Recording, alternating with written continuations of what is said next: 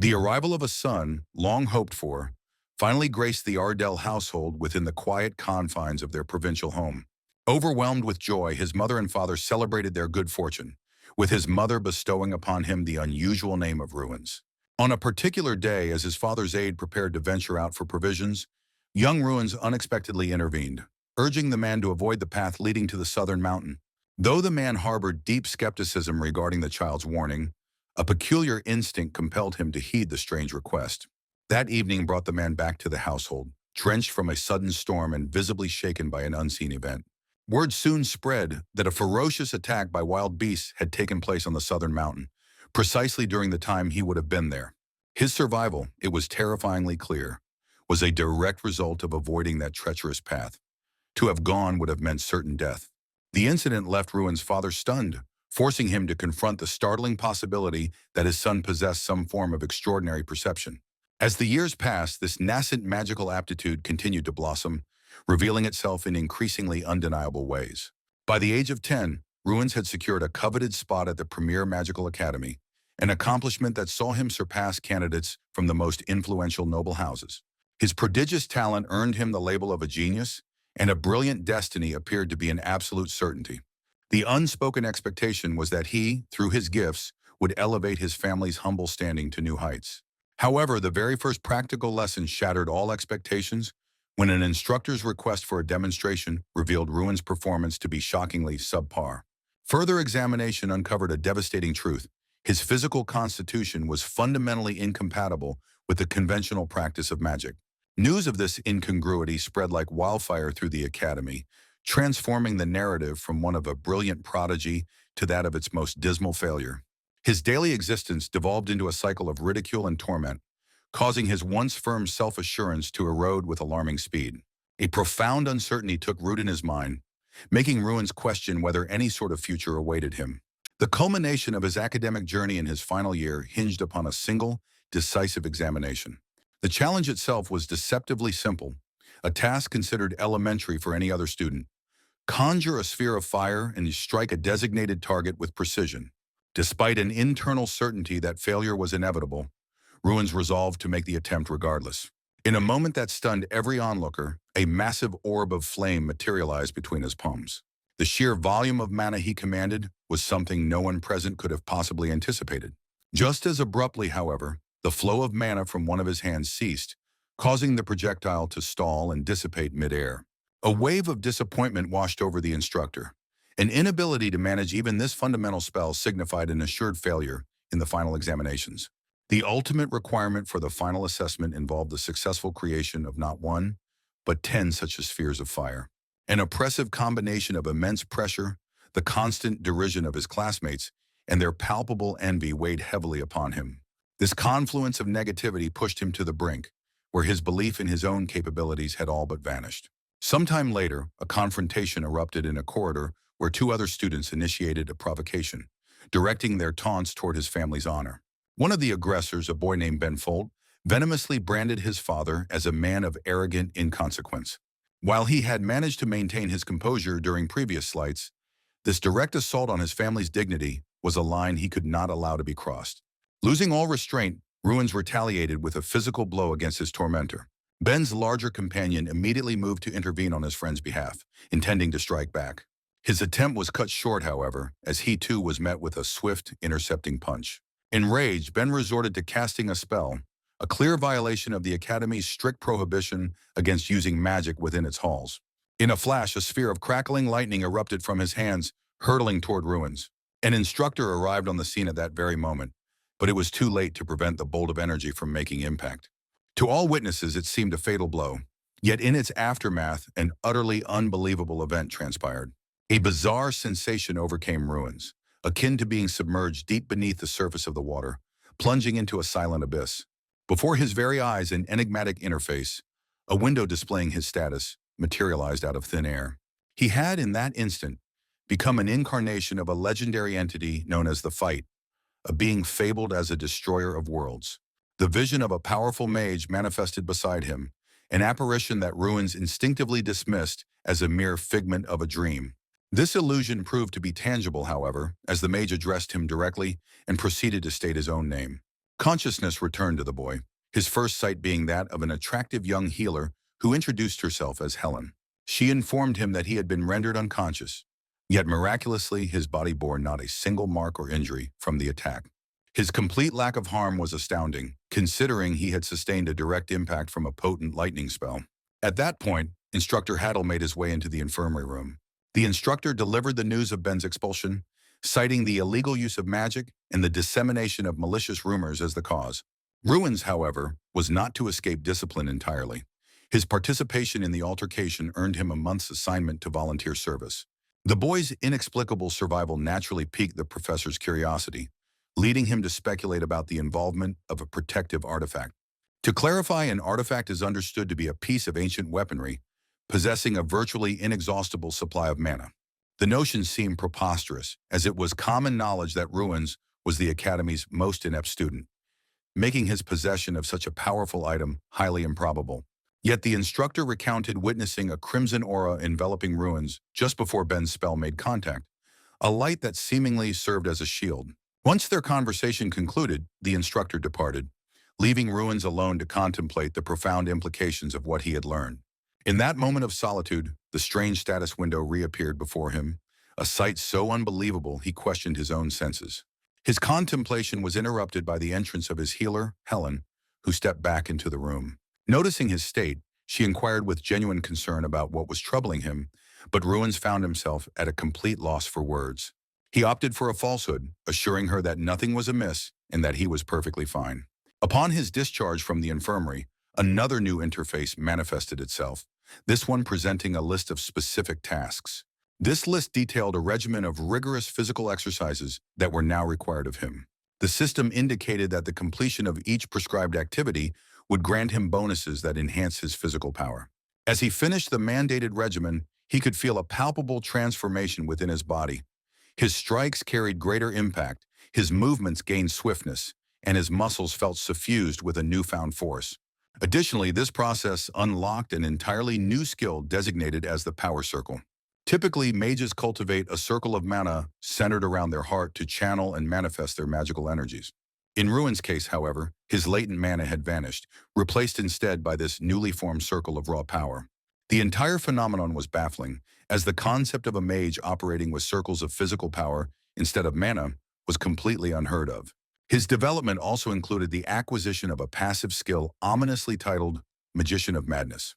A compelling hypothesis began to form, that the legendary entity known as the Fight might have possessed the very same anomaly that now defined him. Subsequently, the system issued a new directive, commanding him once again to attempt the creation of a fireball.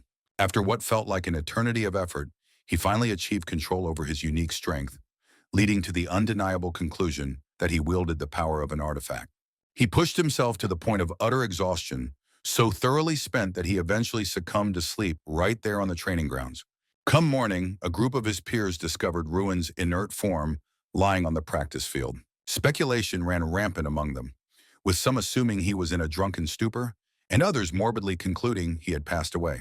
Their debate was cut short when the boy abruptly awoke, leaping to his feet with a start that sent a wave of fright through the onlookers. He offered only curt responses to the ensuing barrage of questions before departing without any further elaboration.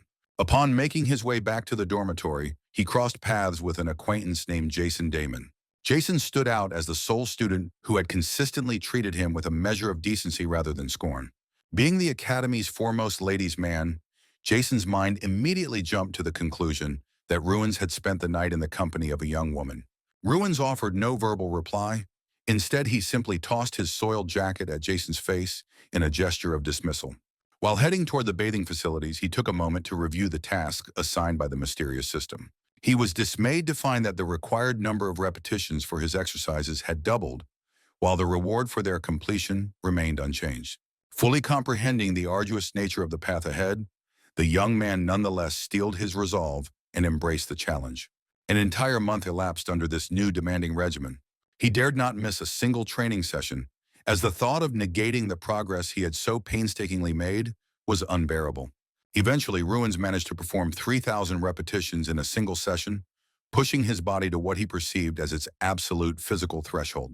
This momentous effort resulted in the unlocking of a new skill, which the system identified as body art. It was a proficiency designed to dramatically augment all of his physical capabilities. His behavior in lectures shifted dramatically. Where he once eagerly participated in academic discourse, he now relegated himself to the quiet anonymity of the back rows. Every spare moment was dedicated to scouring the library's archives, obsessively searching for any mention of the enigmatic entity known as the Fight. Regrettably, his exhaustive research yielded no clues.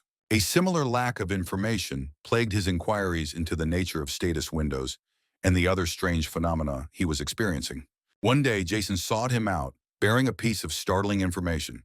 The news was that Ruin's own father had come to the academy for a visit. It marked the first such visit in 6 long years, and the sight of his father filled Ruins with a sincere and profound gladness. After their initial greeting, the two withdrew to a private space to speak at length.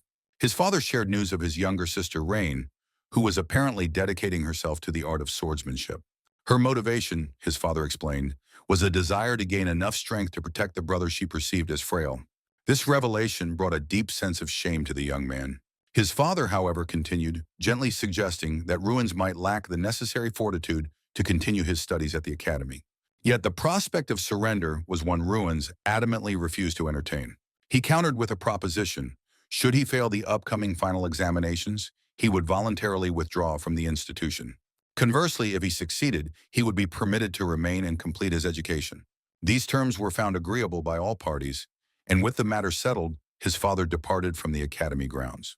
Finally, the day of the momentous examination dawned. As was his custom, Ruins navigated the written portion of the test with flawless precision. The true trial, however, still lay before him, the practical assessment of magical skill. Top honors in this particular category had historically belonged to a highly touted student named Mikkel Garrigal. This year, however, Mikkel was resolute in his ambition to claim victory across every single one of the trials. In the moments preceding the practical tests, Jason observed a newfound and unfamiliar air of confidence about Ruins. It pleased him to learn that his friend had apparently discovered a new method for competition. Their conversation was cut short by the unwelcome intervention of Mikkel himself. Mikkel expressed his loud confusion as to why Ruins would even bother participating, given his well-known disorder affecting the release of magical energy. He smugly advised Ruins to withdraw from the competition immediately to spare himself from certain public humiliation. A fiery resolve, however, burned brightly in the young man's eyes, signaling he had no such intention of backing down. The initial trial required contestants to strike the highest possible number of moving targets within a set time. The challenge was set to an extreme degree of difficulty, and the initial performances from most students were frankly terrible. A mixture of bewilderment and disappointment could be seen on the faces of the observing professors. One instructor, Professor Ellick, who was also Mikkel's uncle, confidently assured his colleagues that his nephew's performance would be worth the wait. True to his uncle's word, Mikkel proceeded to deliver a truly phenomenal result that far outstripped his peers. The consensus among all present was that he had once again easily secured the top position. Naturally, Professor Ellick made no effort to conceal his immense pride in the achievement. This display of smug satisfaction was politely curtailed by the Academy's head, Professor Tyrion, who called for the next participant. Professor Hadel then interjected, suggesting that everyone turn their attention to the performance of Ruins. The moment he stepped into the arena, he immediately began to defy all preconceived notions. Harnessing his unique circles of power, his ability to conjure spells was effectively instantaneous. In that very instant, the system granted him a new passive skill known as time refraction, which vastly accelerated his movement. Moving with the velocity of a typhoon, Ruins struck the targets one after another with an accuracy that was difficult to comprehend. His final tally reached an astonishing 27 hits, establishing a new and absolute record for the Academy. Even Professor Tyrion, the head of the Academy, was compelled to rise from his seat and lead the ensuing applause. As a torrent of congratulations descended upon Ruins, Mikkel watched in stunned disbelief, unable to process how this outcast had managed to so thoroughly outperform everyone. For Ruins, the audible delight of the crowd was more than just praise. It was the validation and recognition for which he had so desperately longed. In the faculty room, meanwhile, a heated debate had erupted among the professors. Professor Ellick could not fathom the mechanism by which Ruins had managed to deploy mana with such impossible speed. He entered into a sharp argument with Professor Hadel on the matter, a dispute that Professor Tyrion was forced to interrupt. The head of the Academy stated with finality that what they had witnessed could be described as nothing short of a miracle. While the instructors debated the impossible, The student body continued to buzz with admiration for Ruin's feat. Upon returning to his quarters, he was confronted by Mikkel, who was visibly seething with uncontrollable rage. The rival stepped close in an attempt at intimidation, advising Ruins not to let the single victory go to his head. The threat felt childishly hollow, and when Mikkel took a step forward, Ruins effortlessly braced him, revealing a shocking disparity in their physical strength. In that tense moment, Ruins declared with cold certainty that he would defeat Mikkel in their one-on-one combat trial. Staring into his eyes, Mikkel's bravado seemed to crumble, and he hastily retreated from the room. The subsequent test involved a direct measurement of each student's raw magical power. This evaluation was conducted by the ancient ogre Kingri, a sentient artifact forged 500 years prior by a legendary archmage. Its function was to absorb a student's mana output and provide an evaluation, much like a punching bag measures the force of a boxer's strike. Kingri, however, was far more than a simple measuring device. He judged the students with a brutal and merciless candor. His acerbic commentary served to humiliate and shatter the confidence of most, sending many a failed examinee away in tears. The order of participants eventually came to Mikkel. He unleashed a powerful emission of mana toward the artifact. Yet even this display was met with scorn, as Kingri dismissed him as insignificant and awarded a meager score of 27 points. The artifact added insult to injury by disparaging his lineage, calling Mikkel's father a blockhead. Finally, the turn came for Ruins to face the artifact. The boy invoked an explosive, mana-devouring spell of the 4th grade. He then channeled the spell's energy into his leg before delivering a tremendously powerful kick against the ogre artifact. Every person in the hall was frozen in place, scarcely believing what they had just witnessed. Kingri stared at Ruins with a stunned expression before suddenly uttering the name of the fight. A wave of confusion passed through the students, as the name held no meaning for any of them. It held meaning for no one, that is, except for Ruins. Kingri began to question him, his voice filled with growing shock and disbelief. The artifact could not seem to accept that an incarnation of the fight existed within the walls of the academy. He initially refused to provide a score, declaring that there were too many prying ears in the vicinity. After some persuasion, however, the artifact relented and assigned Ruins a perfect score of 100 points. A collective gasp of astonishment echoed throughout the academy hall. A short time later, Professor Hadel intercepted Ruins in a quiet corridor. He explained that the head of the academy deemed his 100-point score from Kingri worthy of a special reward. Handing him an official letter, he clarified that Ruins was to proceed immediately to the artifact room. Following the professor's directions, Ruins found himself before the single most restricted door in the entire academy. Professor Hadel permitted him to enter the chamber by himself, choosing to wait outside. The artifact room revealed itself to be a veritable sanctuary of concentrated magical power. Soon the form of Kingri materialized before him. Here he was not merely a stationary artifact, but stood fully manifested in his own physical body.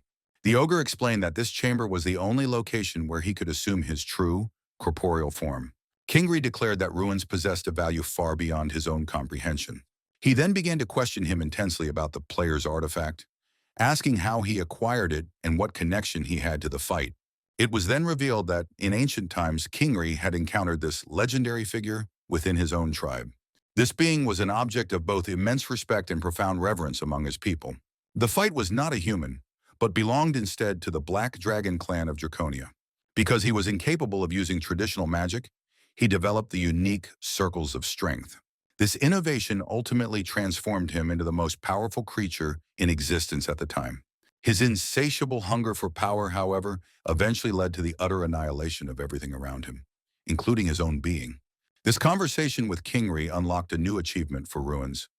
Find traces of the fight, which came with the title Ogre's Friend. It also bestowed upon him a new skill, the Ogre's Fury. A peculiar, stone-like object materialized in his hand. Kingri clarified that this item was a familiar that had always accompanied the fight, and it possessed a notoriously terrible personality. As if on cue, the stone trembled, and a small bear-like creature emerged from within it. This adorable-looking creature, however, was anything but gentle.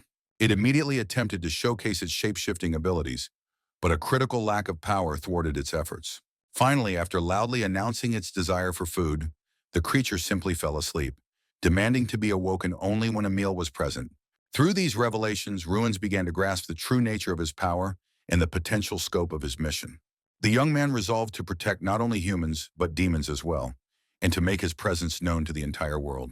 To grow stronger, the aspiring magician commenced an even more intensified training regimen. His new familiar, Kuntara, consumed his power as sustenance, a process that simultaneously accelerated the boy's own development. Thanks to a new passive skill called Kuntra's companionship, every time the hero's own strength increased, his familiar received a portion of that power. Before being sealed within the stone, Kuntar had possessed 31 stars, a measure indicating immense power. Ruins was eager to amass strength at a much faster rate, a feat that was theoretically possible. The available options included searching for more artifacts, concocting power-enhancing elixirs, or undertaking exceedingly difficult quests. To even attempt such measures, his body required a baseline strength level of at least 1,000 to survive the strain. His current level stood at 930, so he continued to push his physical limits through relentless training. The examination then moved to its most perilous stage, a combat simulation. In this phase, it was tragically common for mages to inadvertently strike their own summoned allies, a fate which befell Jason. He accidentally injured his summoned knights, leading to his immediate disqualification from the trial. After 10 grueling days of competition, only 13 participants remained in contention for the top scores, as each student had been tasked with battling a variety of different monsters. For the most capable students, the designated opponent was an orc, a creature formidable not only for its brutish strength, but also for its cunning intellect. Mikkel initiated the combat as the first challenger, an attempt that culminated in his swift defeat. The creature's onslaught was so ferocious that it brought him to the very brink of death. His life was spared only through the timely intervention of Professor Hadl, who managed to incapacitate the beast with a wood prison enchantment. Filled with a vindictive rage born from humiliation, Mikkel's uncle resolved to sabotage Ruin's opportunity to pass the test. He put forth a motion that Ruin should be pitted against a foe so fearsome that even seasoned adult warriors would hesitate to confront it. Despite the undeniable and extreme danger of such a matchup, the head of the academy ultimately consented to the proposal. Prior to the commencement of the battle, a professor took Ruins aside to inform him of the altered circumstances of his trial. It was common knowledge that an ogre was several magnitudes more powerful than an orc. A single blow from such a creature was capable of shattering a person's skull. The knights assigned to support him were strongly against a close-quarters engagement. He, however, entered the arena by himself, confidently taking a forward position rather than sheltering behind them. His unique brand of magic enabled him to fight effectively at close range, a tactical approach that his allies failed to grasp. At last, the confrontation began. Ruins launched an attack with explosive magic at point-blank range, hurling a fireball directly at the ogre. A thick cloud of smoke enveloped the arena, and every spectator held their breath in suspense. When the dust finally settled, Ruins was revealed to be standing completely unscathed. After exchanging a few brief words with his knightly escort, he charged back into the fray, preventing them from interfering. His strategy revolved around patiently probing for a vulnerability in his opponent's defenses. At that moment, the system issued an emergency quest: defeat the opponent on the spot by landing a direct blow with his fist. Ruins focused his mana, activated his time refraction skill, and struck a precise point on the creature. The resulting explosion sent shockwaves through the arena as the massive ogre collapsed to the ground. An eruption of cheers and shouts came from the astonished crowd. No one among them could fathom that such a feat was even possible. Even the knights began to bombard Ruins with questions about his methods. Unsurprisingly, the young man had successfully cleared this stage of the examination. Following the battle, the victor was rewarded with the unexpected unlocking of a minimap ability. Kuntra, his familiar, explained that this new skill would allow him to perceive everything within a 500-meter radius.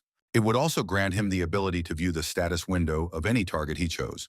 Intrigued by this development, Ruins tested the new feature by inspecting his familiar. He then attempted to view the personal data of Professor Hadl. This attempt, however, yielded no information about the instructor. He soon learned that if an individual's power level exceeded his own, their characteristics would remain concealed from him. In the aftermath of the third stage, the entire academy was abuzz with talk of the boy's accomplishments. It was not long before an attractive girl approached him and offered him a portion of her dinner. He felt indifferent to the gesture and passed his share along to Jason. During their subsequent conversation, Ruins utilized his player's eyes ability to assess Jason's capabilities. He discovered that his friend's latent potential was astonishingly high, rivaled only by what he had seen in Mikkel. He immediately encouraged Jason to train with greater intensity, assuring him that he was capable of achieving incredible results.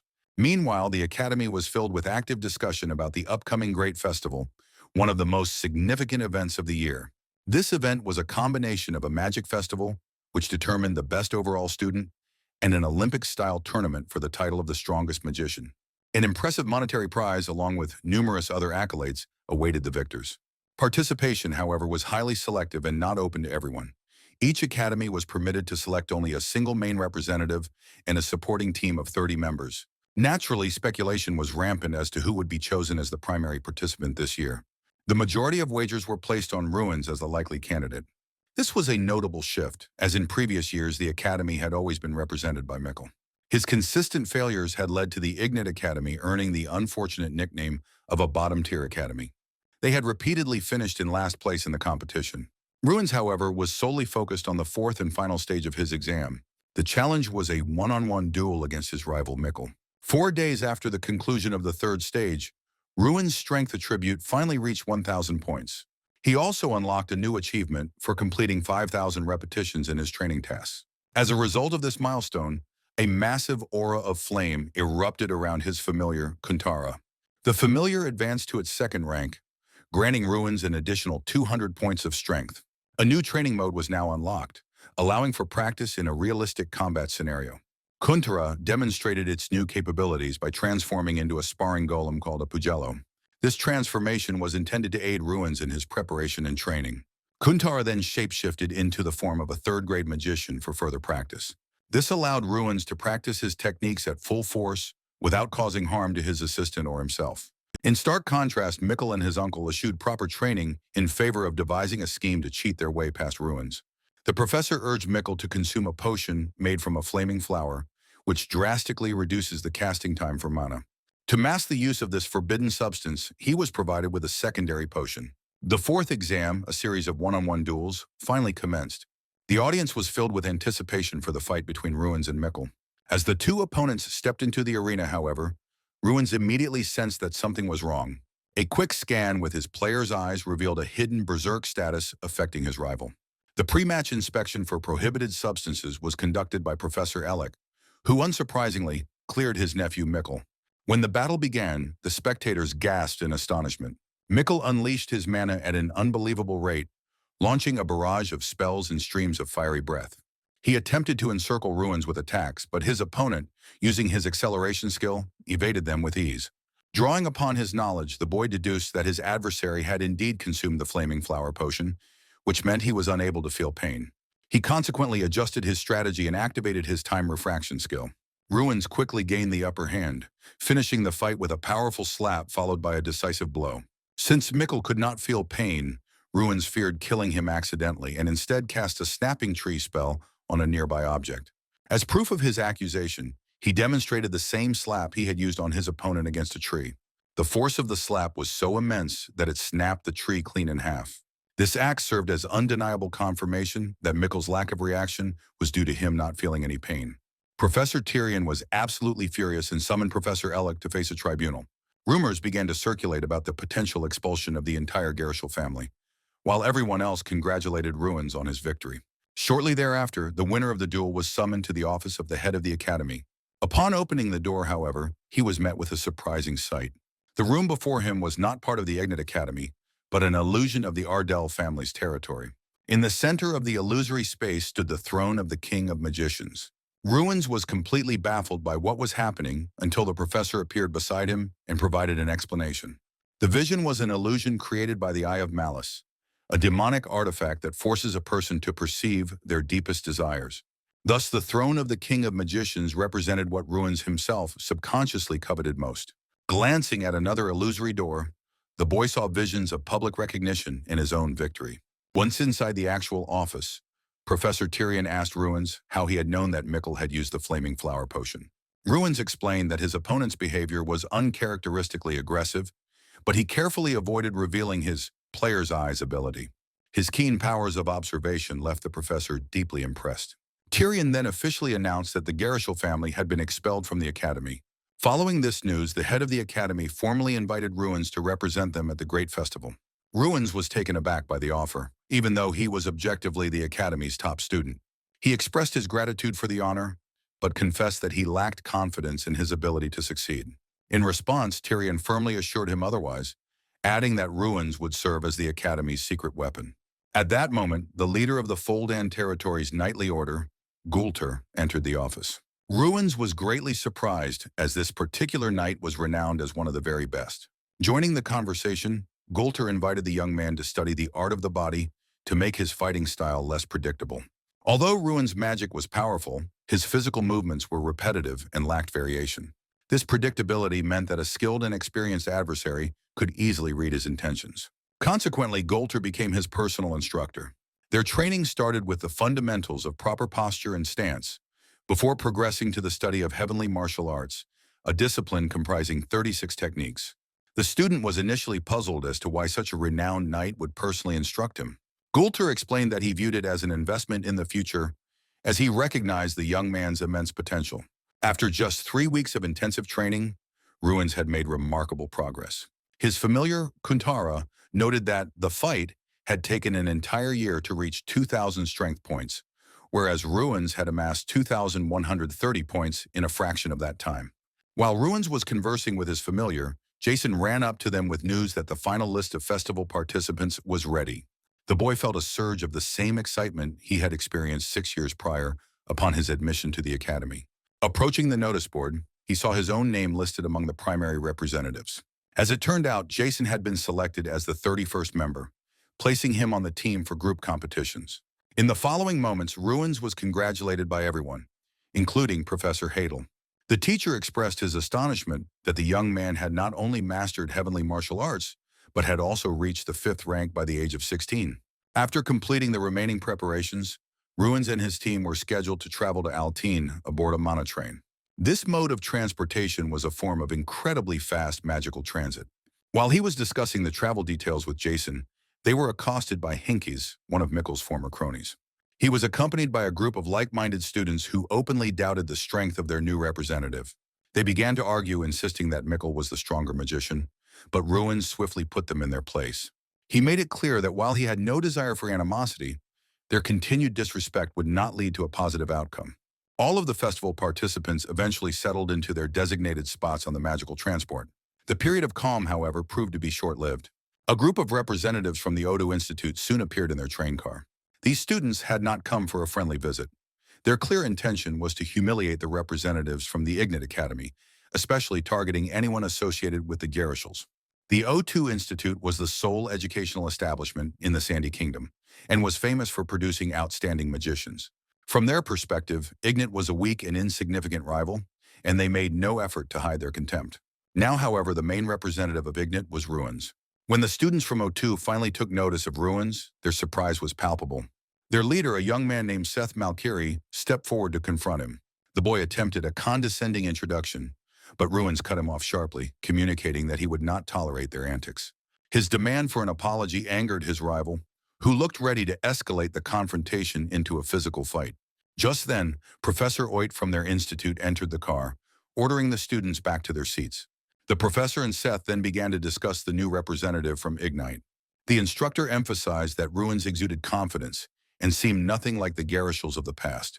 It was now time, however, to focus on the upcoming trials of the festival. Back in the Ignat wagon, a full-blown discussion of the first stage, a group battle, was underway. Given that Ignat's team was generally considered weaker than the others, their chances of success seemed slim. Yet after witnessing Ruins stand up to their bullies, the students began to feel a renewed sense of unity. He had demonstrated how to respond with dignity to those who disrespect their rivals, a display that significantly boosted the team's morale.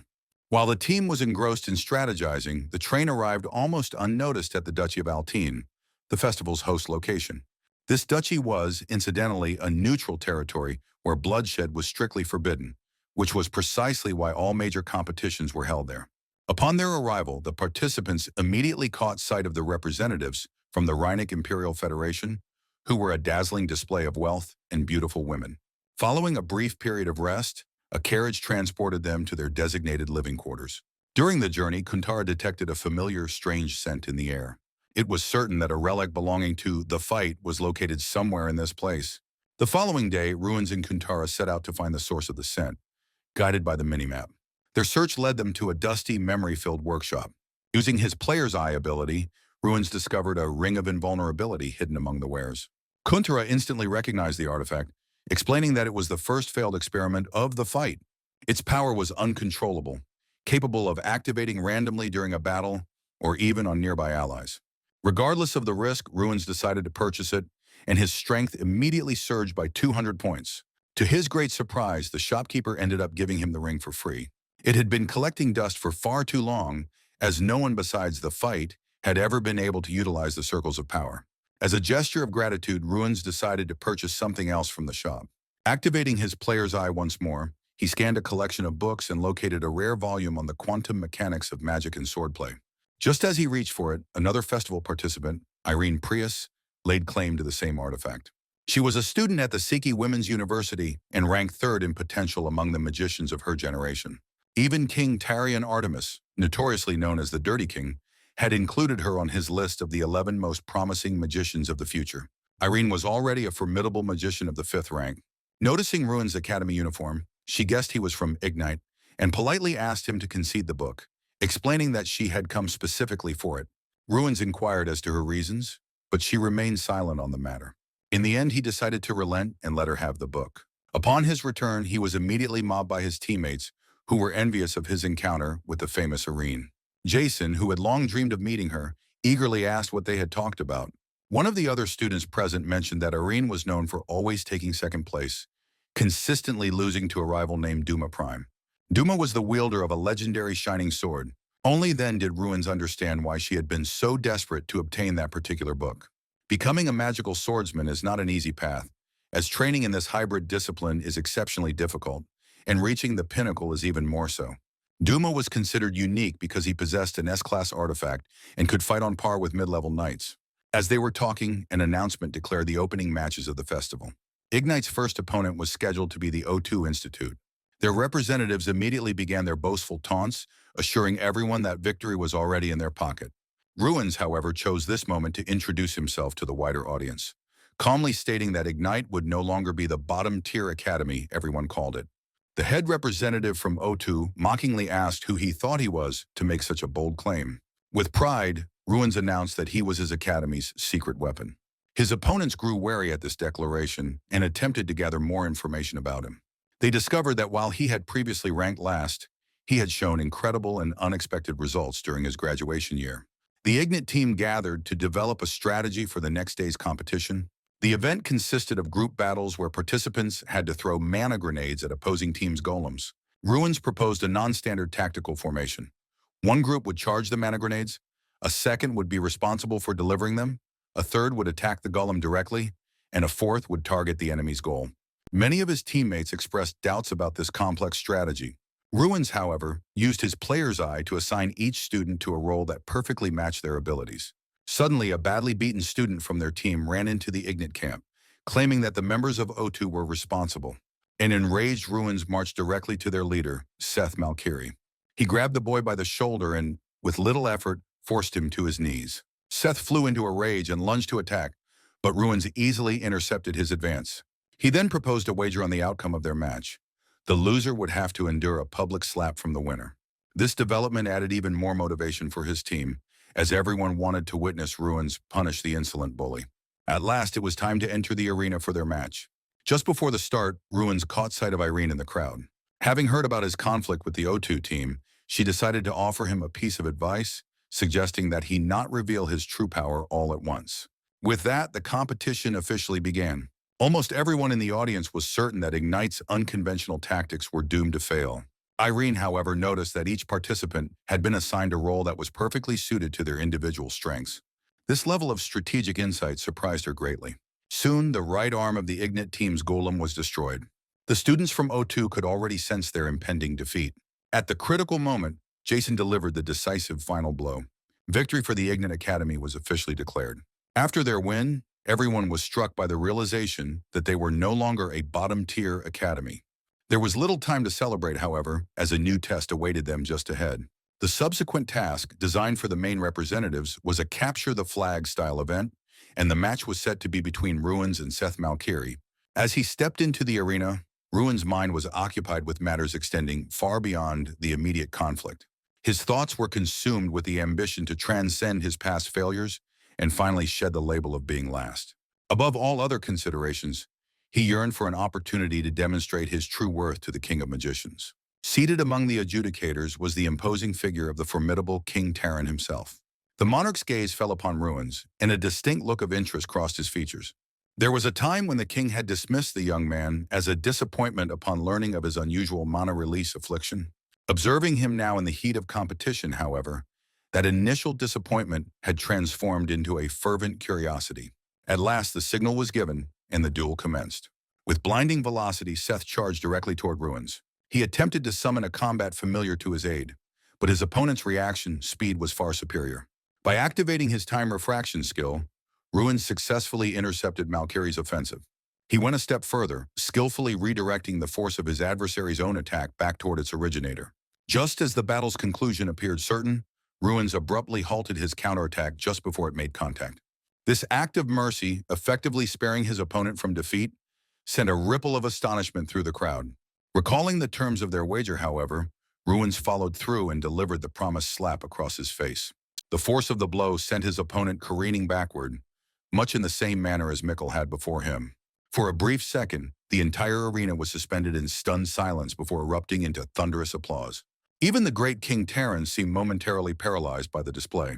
Despite being a man who had reached the power level of a demigod, he had never witnessed such a form of magic.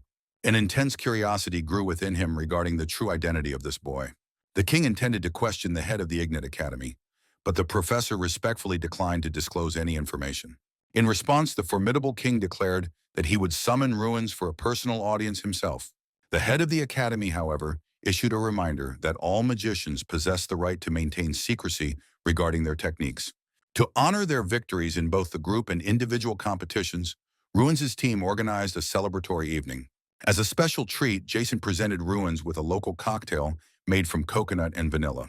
This particular drink, known as the Dragon's Kiss, was reputed to amplify one's emotions.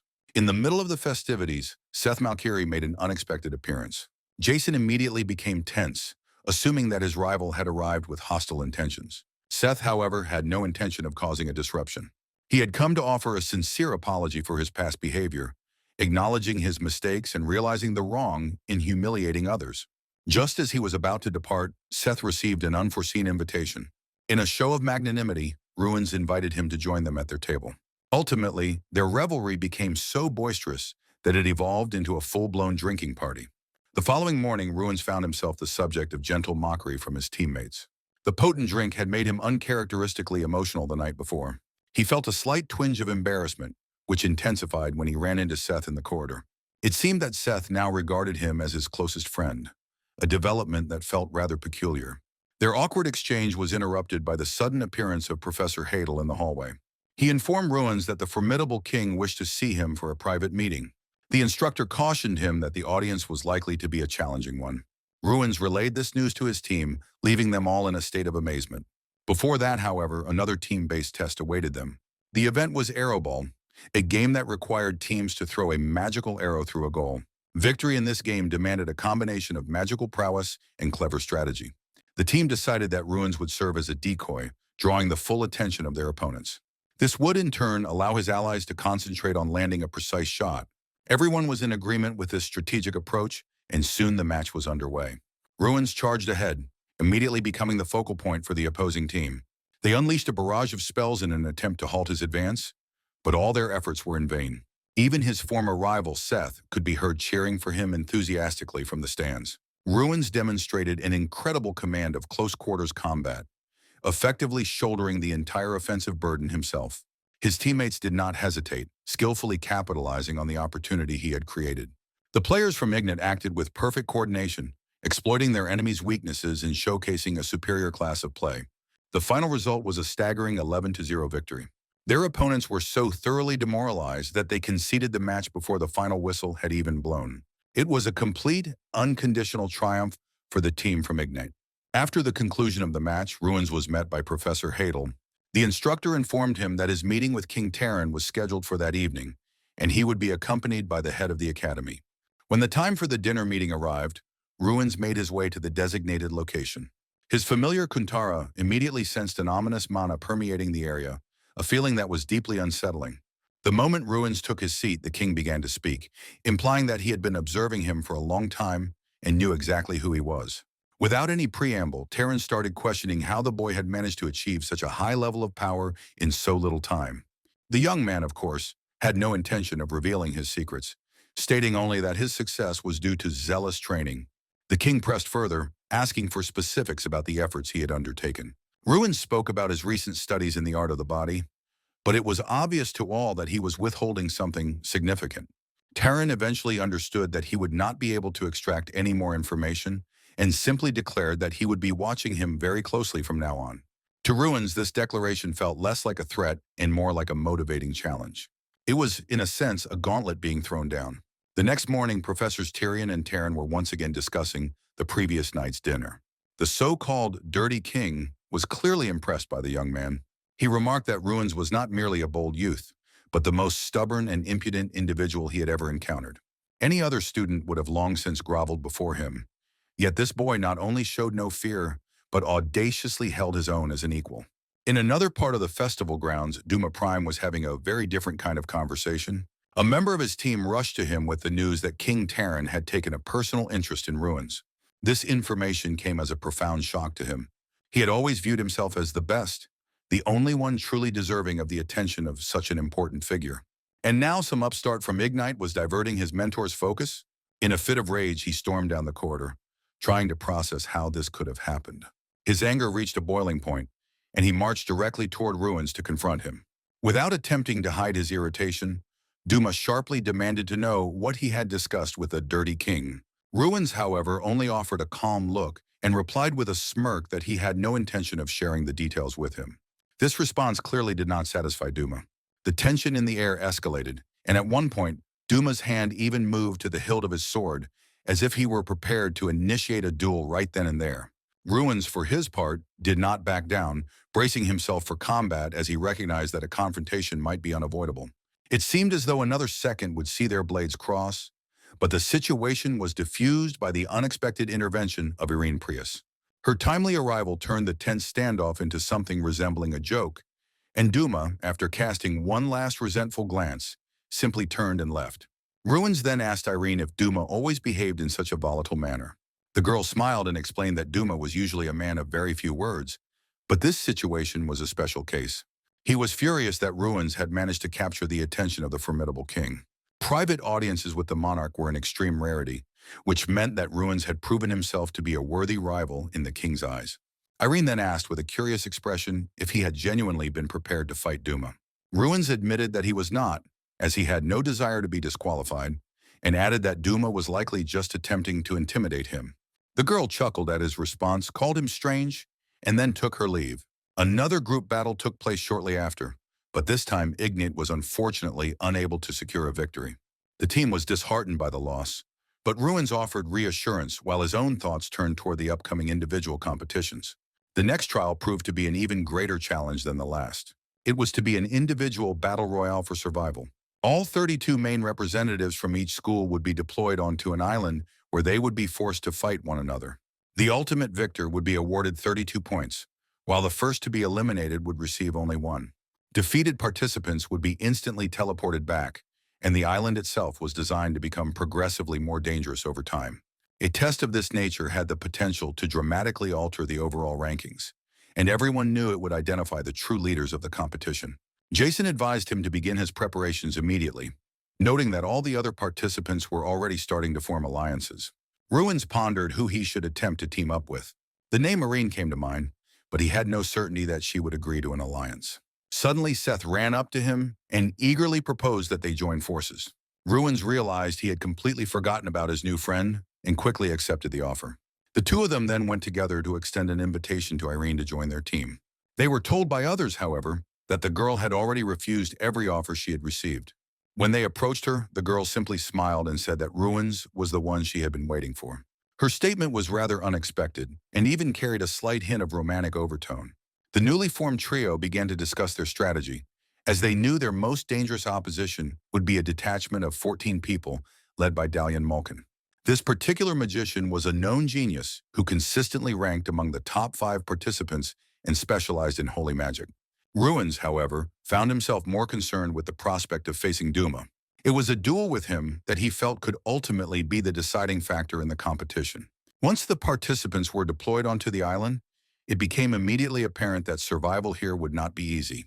The various groups scattered to secure their positions, and a massive barrier materialized above the island, which began to shrink gradually. The barrier was not yet an immediate threat, but time was limited, and claiming the best territory was crucial. After a long period of travel, Seth began to complain of hunger. At that particular moment, however, there was no time to think about food. In the distance, the sound of explosions suddenly echoed through the air. The battles for supremacy had already begun. Soon enough, their small group encountered another alliance. Seth immediately caught the scent of food from their camp and was the first to charge into an attack. Irene quickly moved to support him. Their opponents attempted to form a defensive blockade against the assault. Although the enemies were strong, Ruins proved to be incredibly swift. He deftly evaded all of their attacks before unleashing a decisive blow with his explosive mana. The brief skirmish ended decisively in his favor. After dealing with their adversaries, the trio inspected the captured supplies and were pleasantly surprised. There was enough food to sustain them for several days, which meant hunger was no longer an immediate threat and boosted the team's confidence. All at once, another massive explosion resounded from somewhere in the distance. The immediate assumption from everyone was that this was the work of the large 14-person alliance. Irene, however, voiced a different theory. She was convinced that Duma Prime was the one responsible for the distant chaos. They decided to locate a defensible position and soon stumbled upon a small house that could serve as a temporary shelter. Seth's first impulse was to cook a steak, but he was sharply stopped by his companions. If they were to light a fire, the aroma of cooking meat would instantly reveal their location, making another battle inevitable. The other members of the group began to notice that Ruins seemed to have an uncanny ability to predict the course of events. He would foresee things that later came to pass, which started to raise questions among his allies. Ruins explained that the situation was much simpler than it appeared, as one could predict people's movements by analyzing the map. The central settlement on the island was the only location capable of housing a large number of participants. It was to that location that both Dalian's group and Duma Prime would most likely travel. This was the most logical course of action, and if his assumption proved correct, it meant a major confrontation was imminent. Irene, however, did not believe that Duma Prime would head toward the central settlement. It seemed illogical to her, as a single person marching into a crowd of magicians was tantamount to suicide. Ruins, however, held a different perspective, arguing it was the best way to hunt alone and accumulate points by eliminating opponents. This aggressive style, he contended, was perfectly in line with Duma's character. Furthermore, he suggested that Prime was not acting without reason. His true objective most likely was to capture the undivided attention of the formidable king. After their discussion, the team decided it was best to establish a rotating watch. Irene volunteered to take the first shift monitoring the camp. As her watch ended late into the night, she woke Ruins with urgent news. An enemy had managed to infiltrate their territory. They concealed themselves to avoid revealing their presence and watched as the stranger cautiously approached the house. The moment the intruder crossed the threshold, Ruins moved with blinding speed and immobilized him. The captured individual turned out to be Callus, a representative from the Academy column. He was terrified and immediately began to plead for his life. When questioned about whether he had any allies, he vehemently denied it. Seth then pressed him, stating that he remembered seeing him with 6 allies earlier. The prisoner's voice trembled, however, when he uttered one particular name, Duma Prime. The boy began to recount how his group had initially felt confident in their numbers. Then out of nowhere, Duma had appeared. He attacked them first, instigating chaos, which in turn attracted the attention of Dalian Malkin's group, who were nearby. Only 2 members of his group had survived the ensuing melee, Column and his partner. Just as they were attempting to escape, however, Duma had materialized before them once again. After a brief confrontation, he vanished back into the bushes, seemingly hiding in wait for a final strike. Ruins was impressed by the strategic brilliance of his rival's tactics, recognizing how he skillfully manipulated opponents against each other to achieve maximum results with minimal effort. Column, realizing he stood no chance of surviving alone, pleaded to be allowed to join their alliance. Irene and Seth exchanged uncertain glances, considering the proposition, but Ruins refused without a moment's hesitation. They were surprised by his immediate decisiveness, but Ruins harbored a deep suspicion.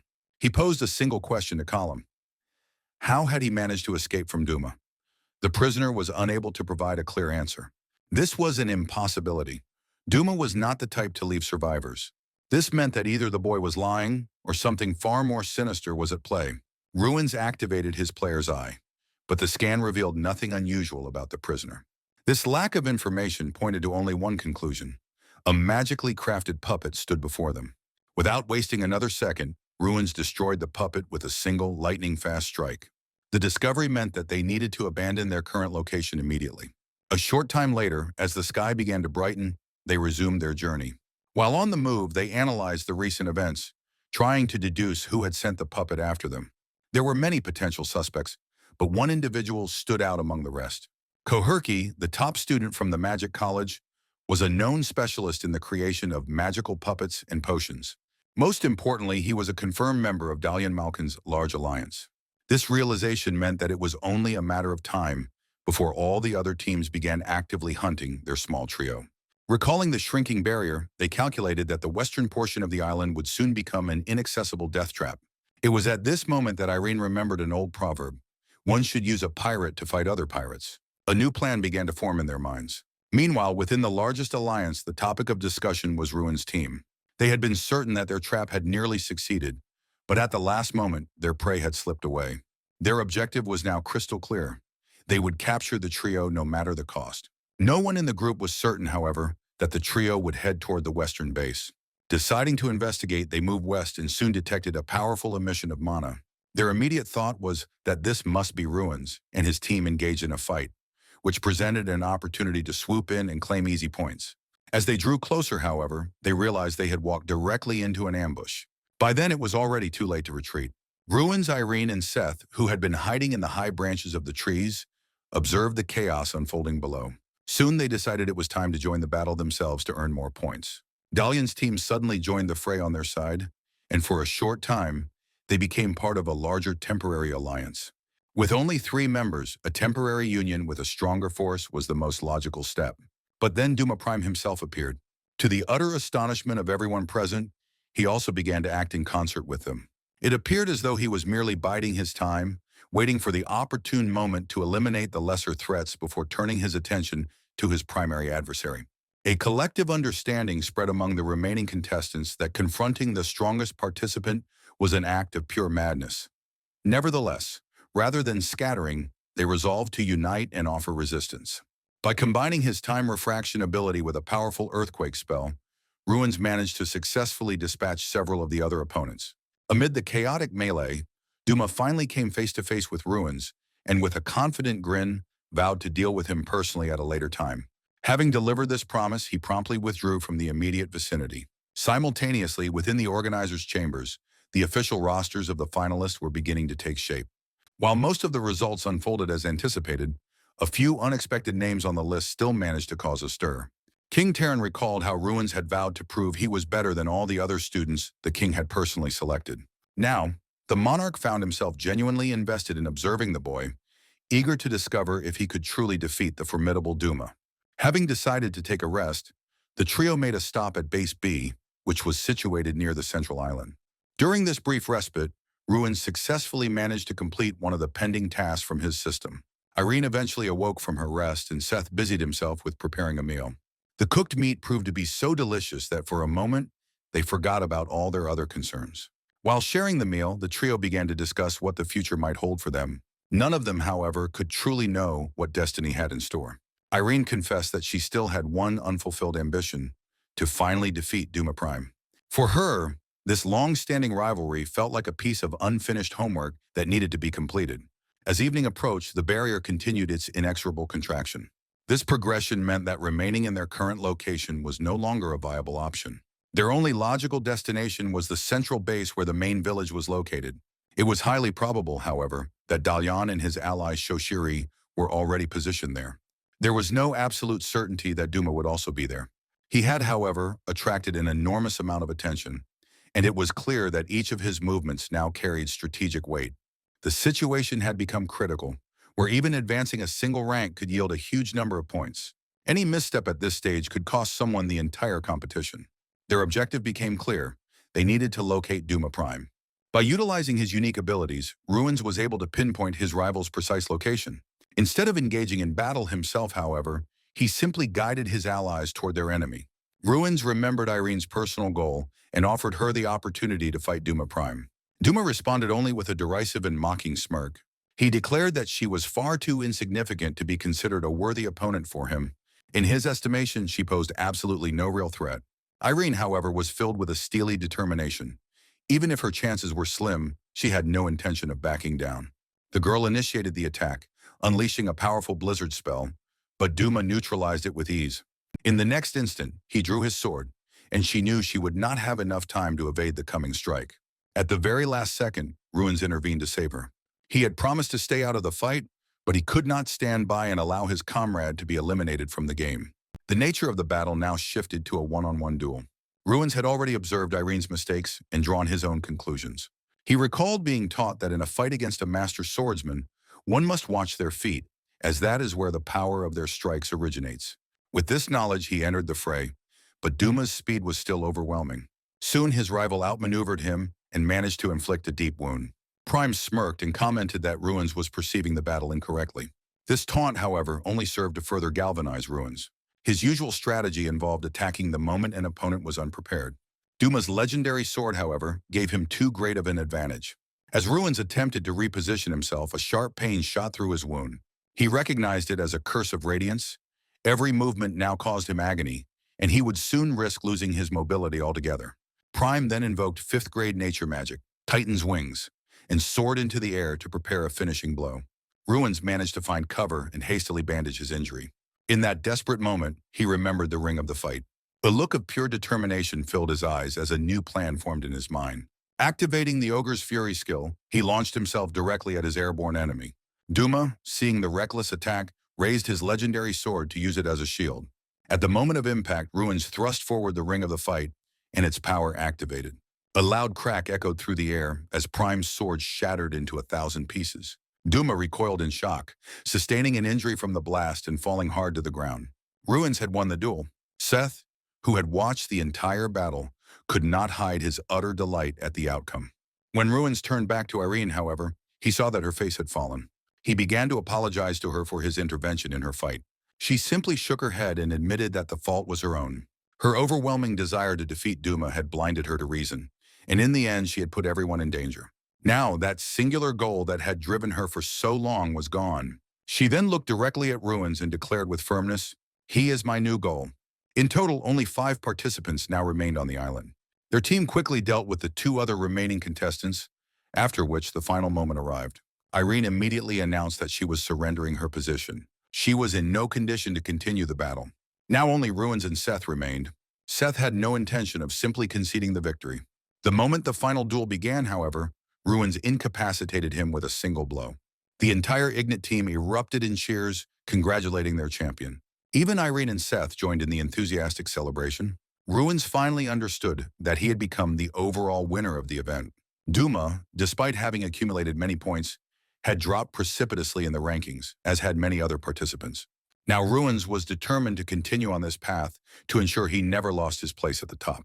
Meanwhile, Jason was in a state of pure euphoria. He found himself sitting at the same table as Irene Prius and was practically ready to worship her, savoring every moment of their conversation. Duma, in contrast, was forced to reckon with his defeat. He had severely underestimated Ruins and had been completely unable to predict his actions. The fact that the formidable king had witnessed his loss was especially painful for him. The young man asked his assistant if King Terran had been looking for him, but he received no reply. At the same time, Professor Tyrion was overjoyed with how Ruins had proven himself. He had never expected that the boy would actually be capable of defeating Duma. King Tehran, however, was disappointed, but not entirely dejected. While he certainly did not rejoice in his own student's defeat, his interest in Ruins had only intensified. The great festival was rapidly drawing to a close. Several days had passed since the conclusion of the survival battle, and in the group competitions, the Ignite Academy had secured 4th place. All that remained was a final match between the main representatives, and the test involved a race on magically summoned beasts. The course was divided into 3 distinct stages: light athletics, martial arts, and a magic proficiency test. As the final battle was about to begin, Seth asked Ruins how he felt hearing the crowd chanting his name. He could only offer a slight grin in response. While he certainly enjoyed the adoration, he knew he could not afford to relax yet, as he had not achieved a complete victory. As long as Prime was not fully defeated, it was too early to truly triumph. The final stage was announced, and soon a shot rang out, signaling the start of the race. One by one, the participants summoned their magical mounts, activating all manner of enhancement spells. Everyone charged forward in a great rush, but Ruins, to everyone's confusion, remained standing at the starting line. The audience exchanged bewildered glances, wondering what the young man could possibly have planned. Meanwhile, the majority of the other participants had already covered a considerable distance. Incidentally, Dalian Malkin had proposed a temporary alliance to Irene, but she had refused his offer. Suddenly, Duma Prime appeared among the frontrunners. The young man easily dispatched several of the other competitors' magical beasts. He scanned the battlefield but could not see ruins anywhere, a fact that deeply unsettled him. The boy approached Irene and demanded to know where her friend was. Even she, however, did not have an answer for him. At that exact moment, Ruins' voice rang out from behind them. Everyone turned in shock.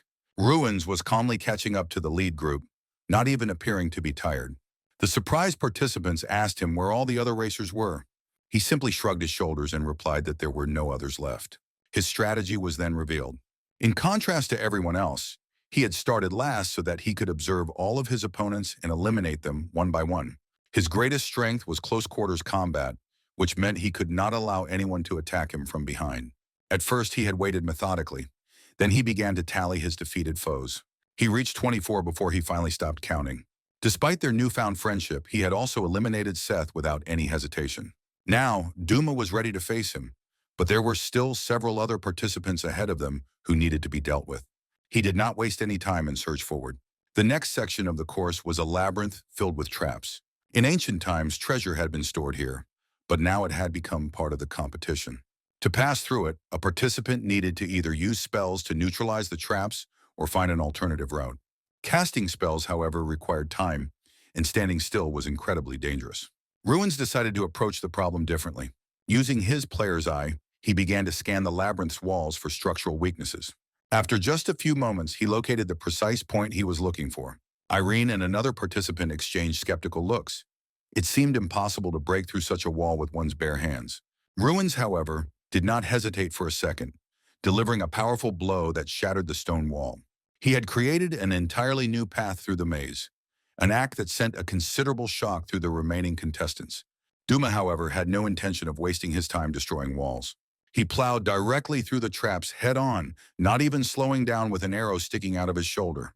To Kantara, this seemed like madness, but given the limited duration of enhancement spells, such a tactic actually made a certain kind of sense. At the subsequent stage, the competitors were required to cross a large water obstacle. Ruins possessed a speed advantage thanks to his time refraction skill, but Prime also refused to waste a single moment. When they both plunged into the water, he instantly froze the surface and galloped across it at full speed on his summoned ice horse.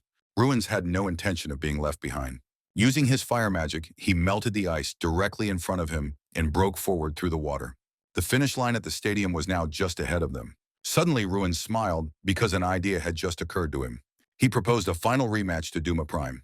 His rival only scowled, knowing full well that he was not in his best condition. The crowd was frozen with anticipation, as no one could confidently say who would emerge as the victor. Soon an image appeared on the large viewing screens. Everyone saw Ruins standing on his feet before the form of his fallen rival. The victory was unmistakable. The crowd roared with joy as Ruins stood on the victor's rostrum, with Irene and Duma beside him. The great festival had officially come to an end. He was hailed as the magician of the next generation. He had proven to everyone, including himself, that he was capable of achieving greatness. A grand ball was organized in honor of the triumph, where all the great nobles had gathered. Ruins, however, felt no delight in the celebration, dreaming only of returning to the academy as soon as possible. But then he caught sight of Irene. She looked breathtakingly beautiful in an elegant evening gown. She expressed her surprise at how no one seemed to be rushing to speak with Ruins. She surmised that they simply did not know how to approach a person who now stood so far above everyone else. This, however, was not the only reason for the strange behavior of the other guests. It turned out that a certain powerful individual had become interested in Ruins, so much so that even the nobles were afraid to discuss the matter aloud. Finally, the evening banquet commenced, where representatives from all 32 academies were gathered at a single long table. The Dirty King was expected to sit at the center of the hall. Another empty seat, however, remained right next to his. The reason for this soon became clear. The Dirty King and the Crown Prince entered the hall together. King Taran was the first to speak. He made no attempt to hide his deep disappointment. In front of all the assembled guests, the man publicly humiliated his own students, calling them a shame. It was painfully obvious that he was using Ruins as a tool to oppose his rival, emphasizing his own superiority. This situation did not sit well with Ruins. The young man's attention was also captured by Somerton Reenock, who did not take his eyes off him for a moment. King Terran then addressed the boy directly, asking how he felt after his victory. Ruins answered Terran honestly, stating that he did not appreciate his success being used to humiliate others. Irene immediately tried to quiet him, but it was already too late. Ruins continued, saying that the other students also deserved respect and should not be considered inferior simply because of a single defeat. Terran only offered a condescending grin. He warned the boy that such honesty could easily turn into hatred directed at him. A sudden laugh cut through the tense atmosphere. The Crown Prince, son of the Dirty King, laughed loudly and noted with amusement that Ruins had dared to talk back. His comment caused a stir throughout the hall. Irene let out a soft sigh of relief as the tension in the air finally dissipated. The formal evening was drawing to a close.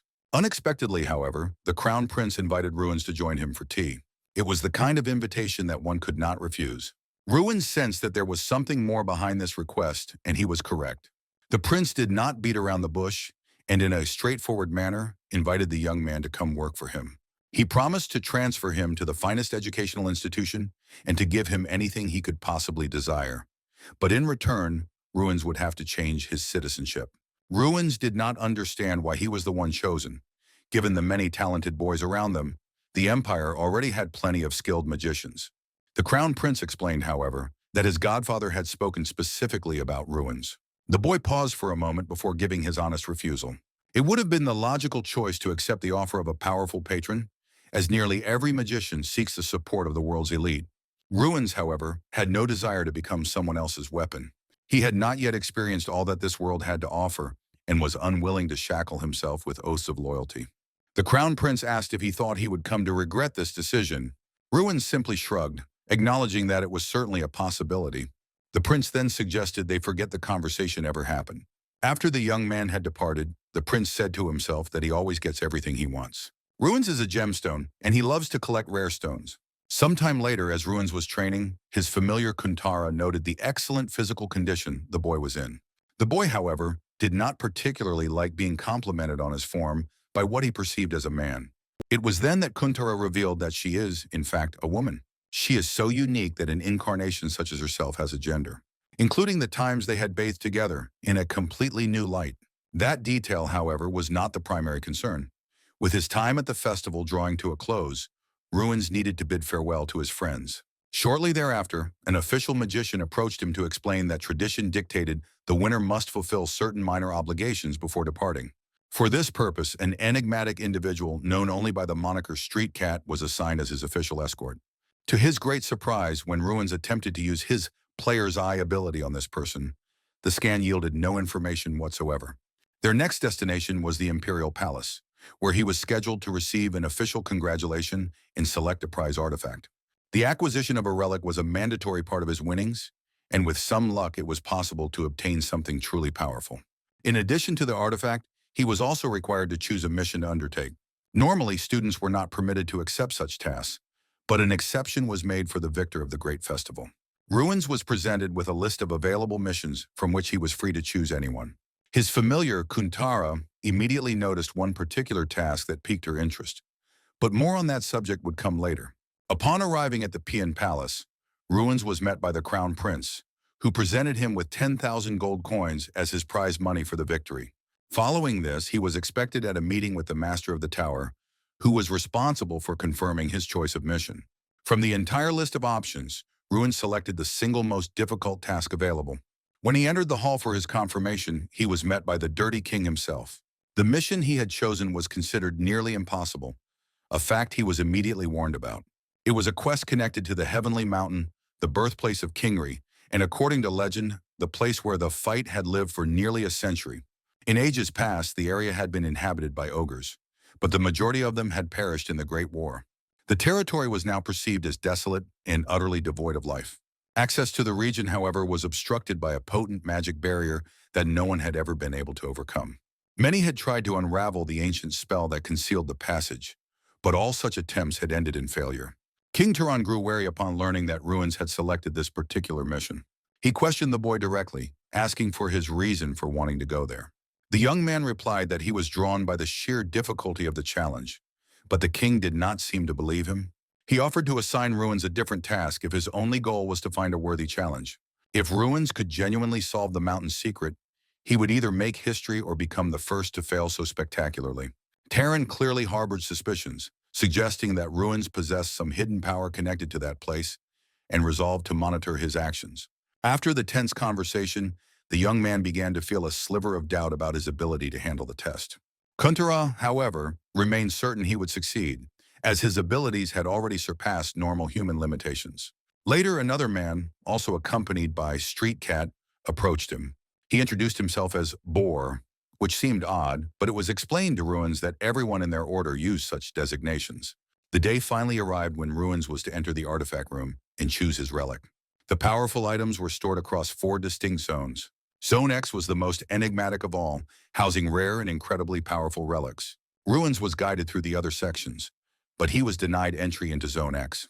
Gaining access to that area was only possible under a specific set of special circumstances. Not even the Emperor himself had the right to enter without explicit permission, a fact that only deepened Ruins' intrigue. The halls of artifacts were brimming with powerful relics, including legendary swords, grimoires, and ancient repositories of knowledge. All to million. Zone A contained magic books that could be studied on site, but it was forbidden to remove them from the hall. The greatest artifacts of pure knowledge were kept within Zone B. Ruins, however, did not select any of the items offered in these sections. He asked his escort if this had happened before, and was told that it had, but only on very rare occasions. Merely entering the artifact zones was already considered a mark of exceptional ability, as not every magician was granted such an honor. Ruins, however, remained focused on the one place he could not go. Zone X. Kuntara suddenly froze and sniffed the air sharply. She detected an incredibly rare aroma in this place, a scent that could only emanate from a true dragon. In that very moment, something truly unbelievable occurred. After 56 years of complete silence, the doors to Zone X swung open. The Dirty King was immediately informed of this event and was left in a state of utter shock. One of the 3 artifacts housed within had reacted to Ruin's presence. It was Kunhan's tooth, the most mysterious and enigmatic artifact in the entire collection. Only 3 legendary artifacts were stored within Zone X. The Algol staff, a symbol of the power of mankind's first magician, greatly enhanced its owner's magical power. This was the very artifact that King Taran had chosen 56 years ago. The Morshi armor was an artifact of absolute protection that had the ability to choose for itself whom it would serve. Kunhan's tooth was an ancient artifact that had not selected an owner for several hundred years. Today, however, it had chosen Ruins. The tooth was so immensely heavy that it typically required 6 adult men to even lift it. Yet Ruins raised it with a single hand as if it weighed nothing at all, as though he wielded the power of the ogre itself. King Taran immediately gave the order to summon all of the court's magic scholars. After a moment of brief consideration, the young man accepted the artifact and decided to depart for the west at once to be closer to Heavenly Mountain. He was given 1 month to complete his chosen mission. His escort, the Street Cat, advised him that it was wise to question everything. The first stop on his journey was to Shiren Castle, the city closest to Heavenly Mountain. This fortress had originally been constructed as a defense against the ogres that once terrorized these lands. When Ruins arrived there, however, he was met with a very different scene. The local men were drinking heavily in the middle of the day, seemingly without a care in the world. The reason for this, they explained, was that there was no one left to defend against as the ogres had long since vanished. In any case, Ruins made his way to the stables, intending to procure a horse. It turned out, however, that there were no horses left in the entire city. This was a strange development, as he was told they had all been taken away recently, and it was hard to imagine who would need every horse in such a town. Kuntara sensed something peculiar about the situation right from the beginning of their journey. Ruins soon realized that they had been under observation from the moment they had set out. Deciding to get rid of his pursuers, Ruins bribed a hotel administrator, asking him not to share any information about his stay. He then went out for a walk to create the illusion that he had departed from the city. When he returned to the hotel, he was told that no one had come asking for him. There was, however, one very strange circumstance. The administrator had inexplicably vanished for a period of exactly 3 minutes. Ruins immediately recognized this as the work of 6th grade magic, which meant his opponent was a very dangerous magician. Back in his room, he discovered a note left by these very people. The message stated that they meant him no harm and were simply observing him. To Ruins, however, this sounded very much like a threat. The young man set out in search of his mysterious pursuers. Using his map, he was able to track their movements, but they quickly realized he had started to play a game with them and was attempting to lure them into an open area. They moved to intercept him, but suddenly the young man's trail broke off completely. Before they could understand what had transpired, he launched his own attack.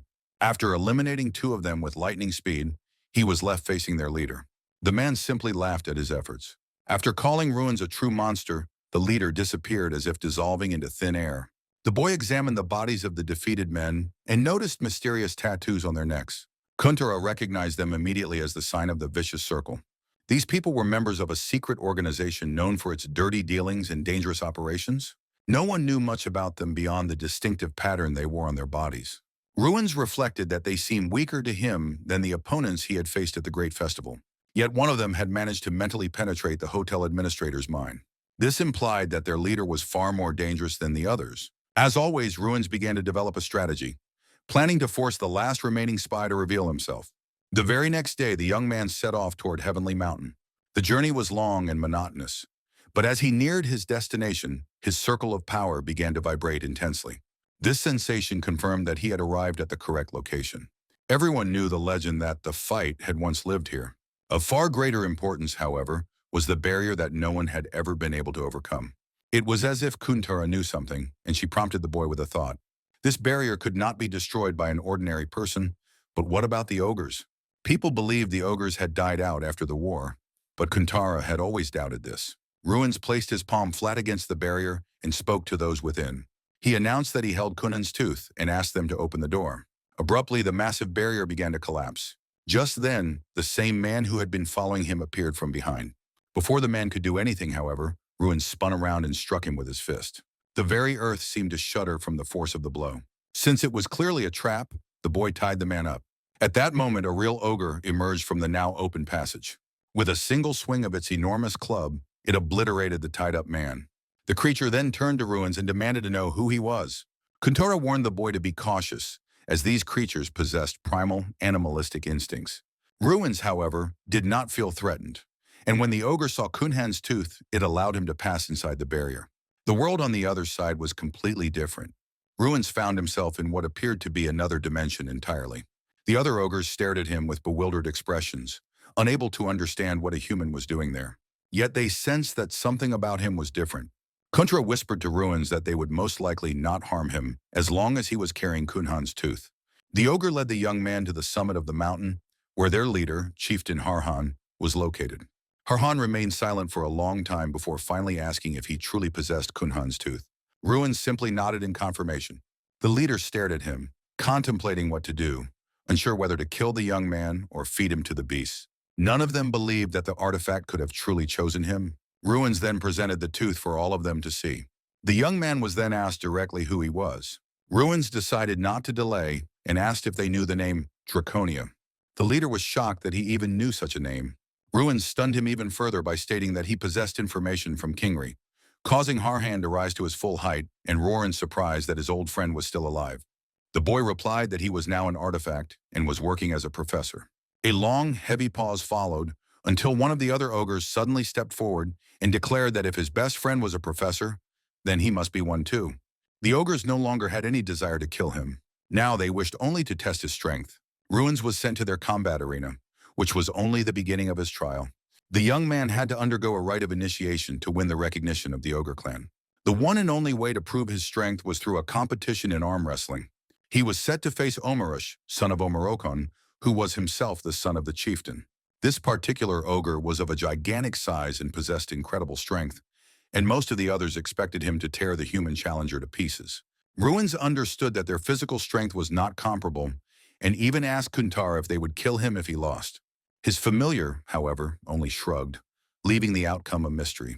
Despite his fears, Ruins knew that Kunhan's tooth granted him a bonus of 1,000 points to his strength.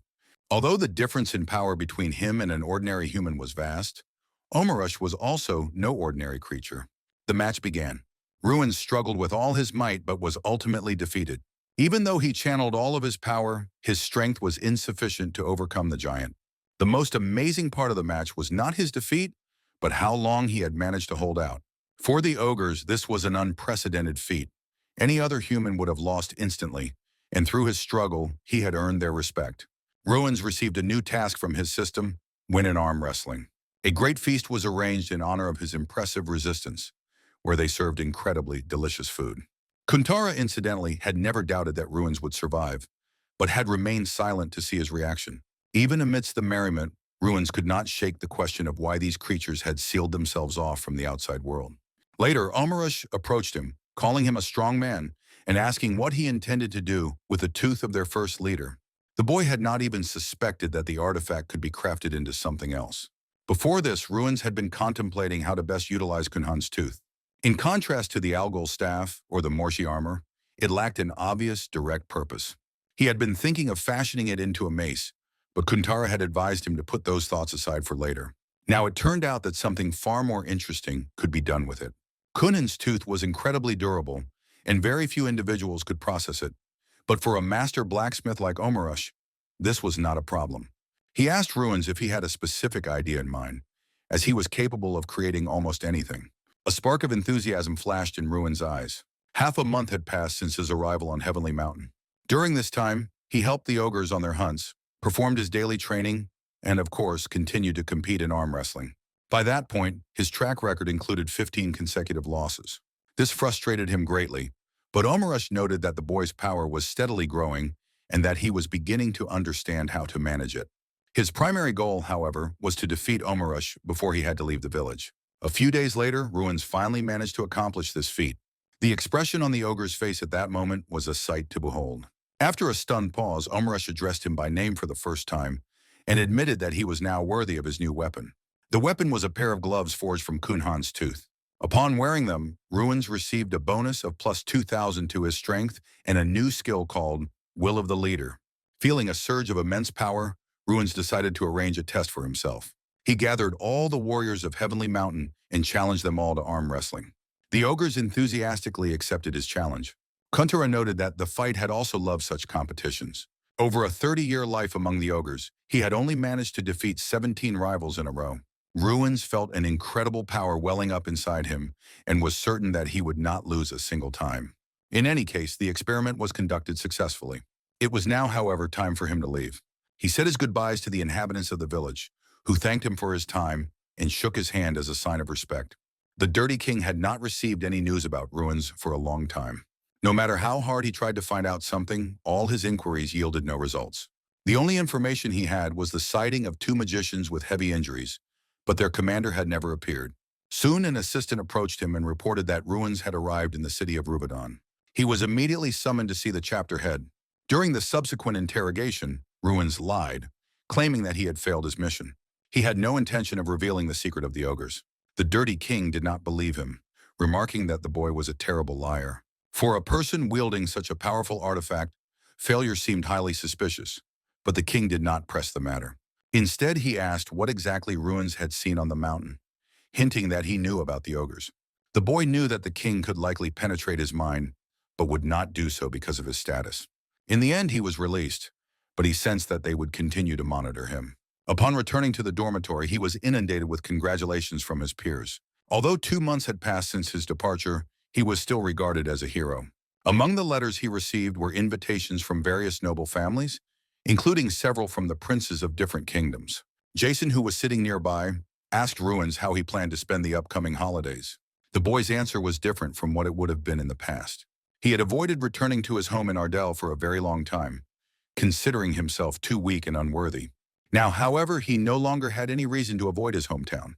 Upon the young man's return to his hometown, his transformed appearance drew astonished looks from the local residents. In a moment, his younger sister, who had grown significantly in his absence but retained all her former sweetness, rushed up to greet him. Upon hearing the news of his son's arrival, his father promptly convened a gathering of the entire family.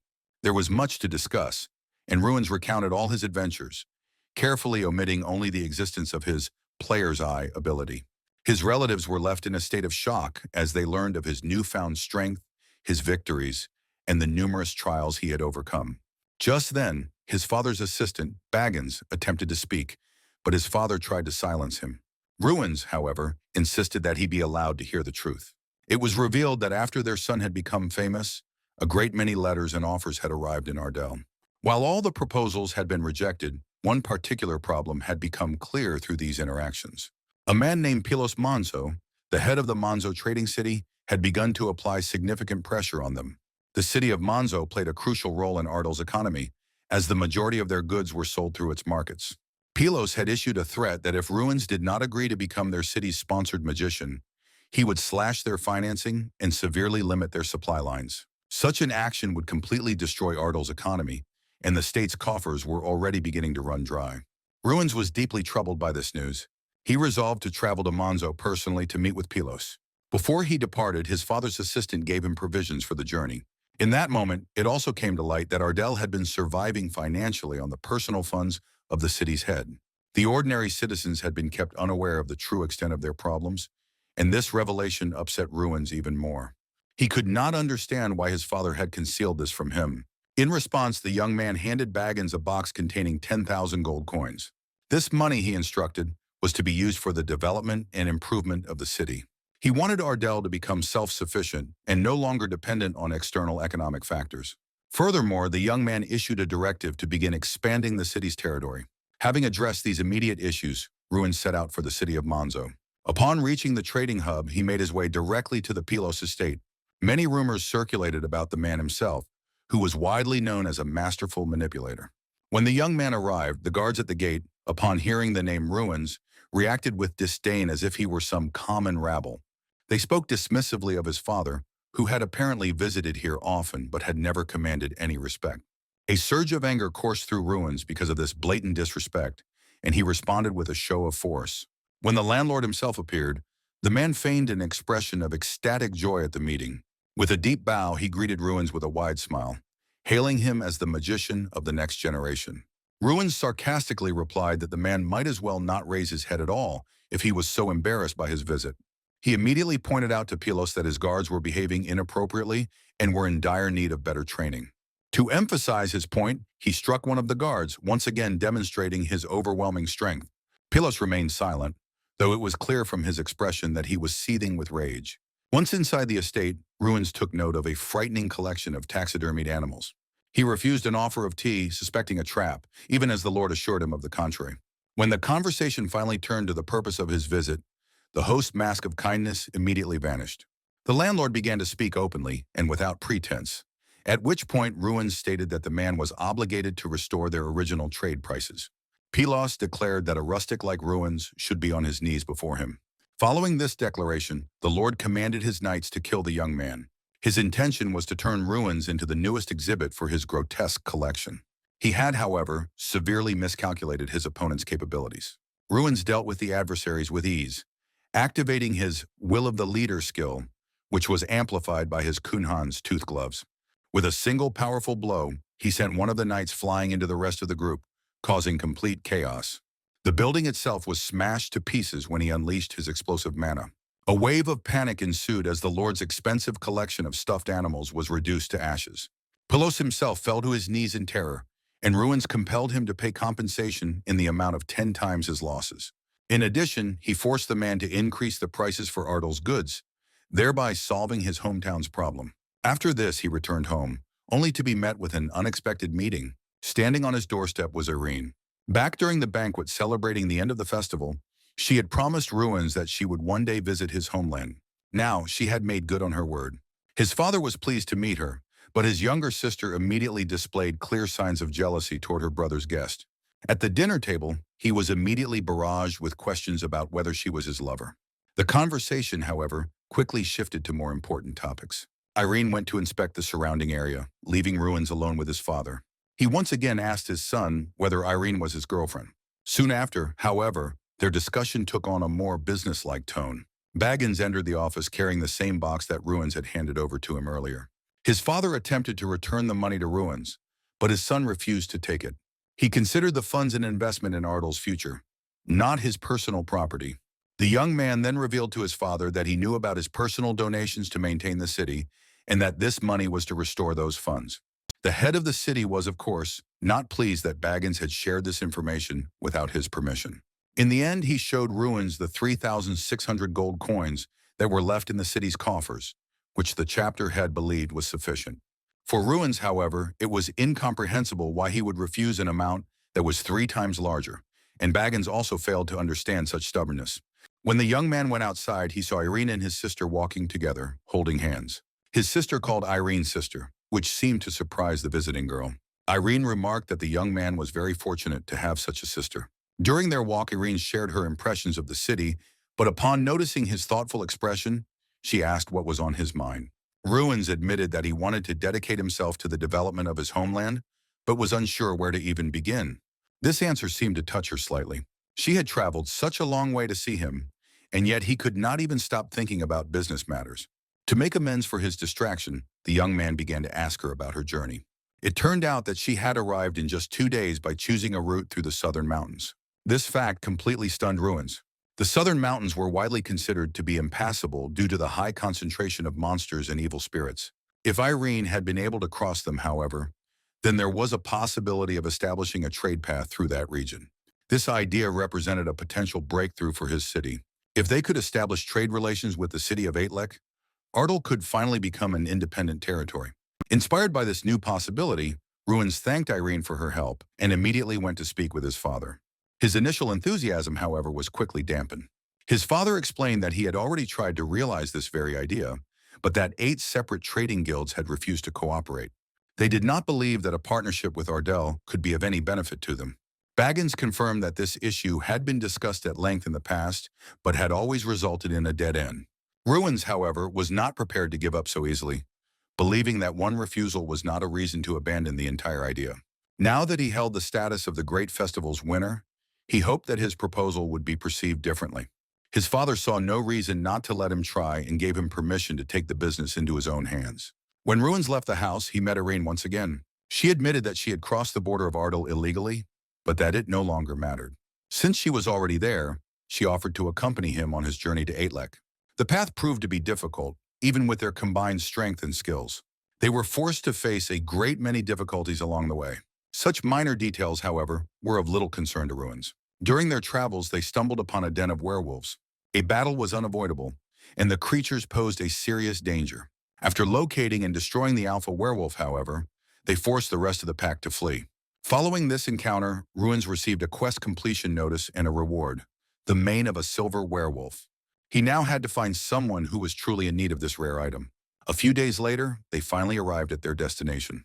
The security at the entrance asked if they had a scheduled meeting, but Ruins simply stated his name, after which he was immediately granted entry. Once inside the Golden Hall, the young man's attention was immediately drawn to the magnificent gold figures that adorned the room. The entire atmosphere of the place was saturated with a spirit of immense luxury. He reminded himself, however, that he had not come here to admire the interiors but to resolve important issues. When he entered the main hall, he was met by 8 representatives who, to his surprise, addressed him as an ostentatious guest. He had not realized that his victory at the festival would grant him such a high status here. Without any unnecessary introductions, he announced that he had arrived to discuss trade relations between Ardal and Aitlek. A tense silence immediately fell over the hall. Kuntura instantly noticed how the representatives' faces soured, a clear sign of their dissatisfaction with the topic. They began to whisper amongst themselves, trying to recall what Ardal even was. Someone mentioned that it was a small land in the south of the Radian Kingdom, known mostly for its fish and potatoes.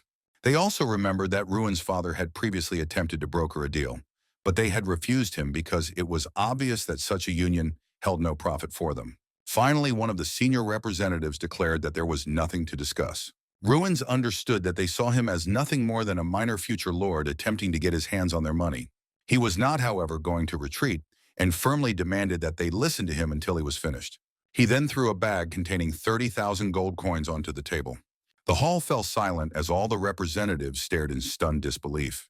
Only after this display were they prepared to listen to his proposal. Aitlek was a great trading state where 8 major lakes were located, and power was held jointly by 8 trading guilds that governed the country. Now, the representatives, who were the heads of these guilds, showed a keen interest in the negotiations. Ruins announced his intention to purchase weaponry in the amount of 30,000 gold, and in return, he demanded permission to trade Ardal's products in their markets. He was immediately asked if he was preparing for war, as such a large purchase of weapons looked like preparations for hostilities. The amount also raised questions, as 30,000 gold was equivalent to the 3-year budget of a small lord or the annual budget of a mid-sized city. Ruins simply noted that where there is power, there is wealth, which meant that he should invest in strengthening his territory. He then asked if any of those present specialized in weaponry. Everyone in the room immediately turned to look at the first representative, a young woman whose family dealt in the supply of weapons, ores, and fleets. Despite her youth, her gaze was cold and incredibly insightful. She asked what use he would find for all this weaponry, stating that this information was extremely important for her as a supplier. The first step in his grand plan, Ruins explained, was to hunt the monsters living near his territory. The weapons were intended to be not just a tool for protection, but the key to creating a trade route between Ardell and Aitlek that would pass through the southern mountains. The moment he voiced this idea, one of the representatives sharply demanded that he not mention those lands. Irene did not immediately understand the reason for this sudden tension, but Ruins noticed a look of concern on the face of the first representative. Cecilia, the head of the Valtrak family, announced that it was impossible to cross the southern mountains because a powerful demon named Ceto lived there. Ruins calmly replied that they had crossed those lands by themselves just the night before, but Cecilia did not believe him and called it a lie. He then presented the mane of the silver werewolf, proving that the threat had been eliminated and that he had completed the task of delivering the artifact. Cecilia's expression changed dramatically in that instant. Suddenly, she burst into tears, which stunned everyone present in the hall. 3 days after the negotiations, Cecilia went to see Ruins, admitting that she had never thought she would be able to approach those mountains again, and offered him her thanks. Now that the monster had been destroyed, she could finally look upon that path again without feeling horror. After all, ever since it had killed her father, she had been unable to overcome her grief. Ruins realized that if it were possible to establish a route through the southern mountains, it could open up new opportunities with Aitlek, as this path would significantly reduce both travel time and expenses. Cecilia fully supported this idea, declaring that her family, the Valtrak, would help with its implementation. For Ruins, this was a complete surprise. He had only hoped to strengthen relations with Aitlek through a weapons trade, but now he had received a much greater level of support. To clarify the details, he asked if they were officially accepting his proposal.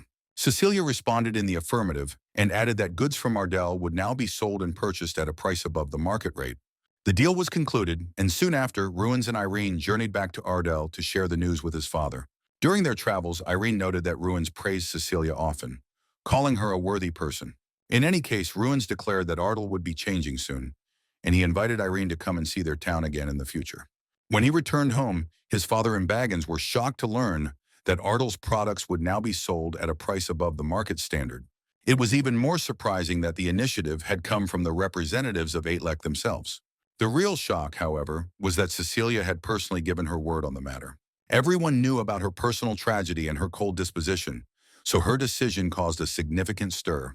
His father was immensely happy with these changes, but he was even happier that his son had matured so much and had managed this on his own. Following this, Ruins asked to be entrusted with another important matter. He intended to avenge his mother by launching a hunt on the Chin Hin Plain. When Ruins was only 6 years old, his birthday celebration had turned into a genuine nightmare. Mud people had attacked their village, and dozens of people had died. The most painful blow for the young boy, however, had been the death of his own mother. Since that day, her image had begun to fade in his memory, and only a portrait served as a reminder of her face. He had made an oath to himself then that he would become stronger and never again allow such tragedies to occur. Returning to business after the conversation with his father, Ruins gave instructions for the destruction of the local monsters, and the residents began to train with great diligence, which pleased him immensely. Irene also noticed some interesting techniques being used in their preparations and asked who was teaching the people. Ruins replied that a military leader named Sir Boldvar Peyton was responsible for their training. In the past, he had been known by the nickname Flash and had fought for the kingdom. There was a time when his strength had inspired fear in his enemies, but now he led a more measured and quiet life. Noticing Ruins, Peyton greeted him with a smile, remarking that he had once again managed to stir up excitement, first with his victory at the festival, and now with his intention to go on a hunt. Irene, not wanting to miss the opportunity, introduced herself and added with excitement that she was glad to meet the legendary Saint with a Spear. She confessed that she had read many stories about him and knew that he was one of the 11 most talented knights. She was particularly impressed by the story of how he had single-handedly broken through the lines of 10 magicians of the highest rank. Peyton only smiled, noting that he was no longer the same person he had been in the past. Ruins realized with some amazement that he knew nothing about this important part of his teacher's past. Sir Peyton replied, however, that the boy might know him even better than anyone else. After all, only Ruins remembered him as the man who used to fish by the house, who walked with him when he was a child, and who played with him in his youth. The young man admitted that he had indeed seen a different side of him, unlike all the others. After this exchange, Peyton announced that today, Ruins would have a practice session. They first watched his younger sister's training session. Her skill with the sword was amazing, and even Ruins found himself impressed. Despite her confident attacks, however, Bolvar fought her the entire time using only his left hand. When the lesson concluded, she was highly praised, with it even being noted that the girl was already surpassing her brother in sword technique. Ruins silently agreed with this assessment. Now it was his turn to train. When the boy was 9 years old, Peyton had also given him training, explaining that a magician needs to be able to fight knights on an equal footing. Now, possessing martial arts skills and new knowledge, Ruins was ready to show what he had learned over the years. The battle, however, did not last long, and the young man was completely defeated. Peyton noted that his skills had improved significantly over the past 7 years, though Ruins, lying on the ground, did not feel much joy from this compliment. The young man became curious about how strong his teacher had been in his youth. Bolvar could not give him a precise answer, as it had been too long ago. Ruins then recalled Gulter Parante, the only 6-star knight in Radian. Peyton only smiled, remarking that 20 years ago, when he had left the order, he had possessed 7 stars, a revelation that made the young man freeze in place. At that moment, a new test appeared before him, to deliver a critical blow to his master within 3 days. The time restriction put him on high alert, as he was clearly not at a level to handle such a task at his current strength. Irene noted that Ruins was incredibly lucky, as not everyone gets the chance to train with a 7-star knight. Realizing the incredible chance he had been given, Ruins began his training with even greater determination. For 3 consecutive days, he trained without pause, working persistently to complete his assigned task. And his immense efforts were not in vain. After many long hours of training, Ruins was left with only one final task to fulfill: to land a critical blow on his teacher. Only half an hour remained before the deadline, and he could not afford to give up now, as he had achieved a huge breakthrough over the last few sleepless nights. His entire family came out to watch this final battle. Even his sister tried to dissuade him, believing that the training had gone too far. Ruins, however, was insistent, assuring everyone that this would be his final attempt and requesting just half an hour more. He opted for a change in tactics, deciding to fight unarmed, confident that he had finally learned to anticipate his mentor's movements. Furthermore, he was granted permission to incorporate magic into the duel, which would allow him to unleash his full potential at close range. Bolvar had no intention of making the task any easier, stating that he would engage with the utmost seriousness. He prevented Ruins from getting close, forcing the young man to constantly search for a new angle of approach. The young man realized that the strategy he had employed against Duma Prime was not universally effective. Bolvar began to read his movements and, at a critical moment, launched a sharp, decisive attack. Ruins, however, countered with a light spell, momentarily blinding his opponent and catching him by surprise. He immediately offered an apology to his mentor. He understood that such a simple technique would not have worked against the man in a real battle 30 years ago. Nevertheless, the assigned task had been successfully completed. At that moment, his sister rushed toward him with a reproachful look, indignant that he could knock down their ailing teacher. Ruins, however, exhausted but pleased with the outcome, felt nothing but gratitude toward his mentor. The mentor offered him praise before going to refresh himself, clearly satisfied with how the test had concluded. The holidays were finally over, and the time had come for him to return to the academy. On the road with his father, Ruins noticed a group of workers who had been sent by the Valtrak family. They realized that the scale of construction was expanding and that Ardal would soon have fully fledged trade routes. A deep sense of satisfaction washed over Ruins, knowing that the beginning of a great endeavor had been laid. Before his departure, the young man once again handed his father a box, this one containing 12,000 gold coins. His father was reluctant to accept it, but Ruins insisted, stating that the money must go toward the development of their homeland. They shared a final hug as they said their goodbyes. Thus concluded his vacation, which had turned out to be incredibly productive. Irene set off with Ruins on the return journey, though they knew their paths would soon have to diverge. Before they parted ways, Irene promised that she would help him destroy monsters after their graduation. For her, following Ruins had become an important objective, as she still harbored a desire to one day surpass him. When the young man crossed the border and re-entered the eastern region, he noticed a large number of people gathered nearby. His attention was suddenly drawn to a fight taking place. One of several bandits was striking a young knight who was kneeling before the assembled crowd. The young man was begging them to let his sister go, screaming that he too was a knight and would not let this go unpunished. His words, however, only seemed to amuse the villains. They declared that his family had failed to pay their debts, which meant he would have to pay the price with his life. One of the bandits grinned cruelly and said that he would sell the knight's sister into slavery. The young man lunged forward in a desperate attempt to fight back, but was immediately met with a strong blow to the face and then grabbed by the hair. The bandits paid no mind to the crowd, openly mocking the knight right in front of them. Ruins was outraged by the spectacle. Just as he stepped forward to intervene, the local townspeople stopped him, warning that it was dangerous to get involved. They reminded him that the men before him belonged to Andy Lambert's gang and that anyone who crossed them risked their life. Ruins only offered a sarcastic grin and asked what everyone else was doing then, since they were content to stand by idly in the face of such injustice. The crowd looked away in shame, and he resolutely strode forward. With a single fluid motion, he sent one of the aggressors to the ground, who immediately surrendered. The boy who had been beaten stared at him in utter amazement. That evening, Ruins went to the young man's home. The boy introduced himself as Hans, and his story was a sad one.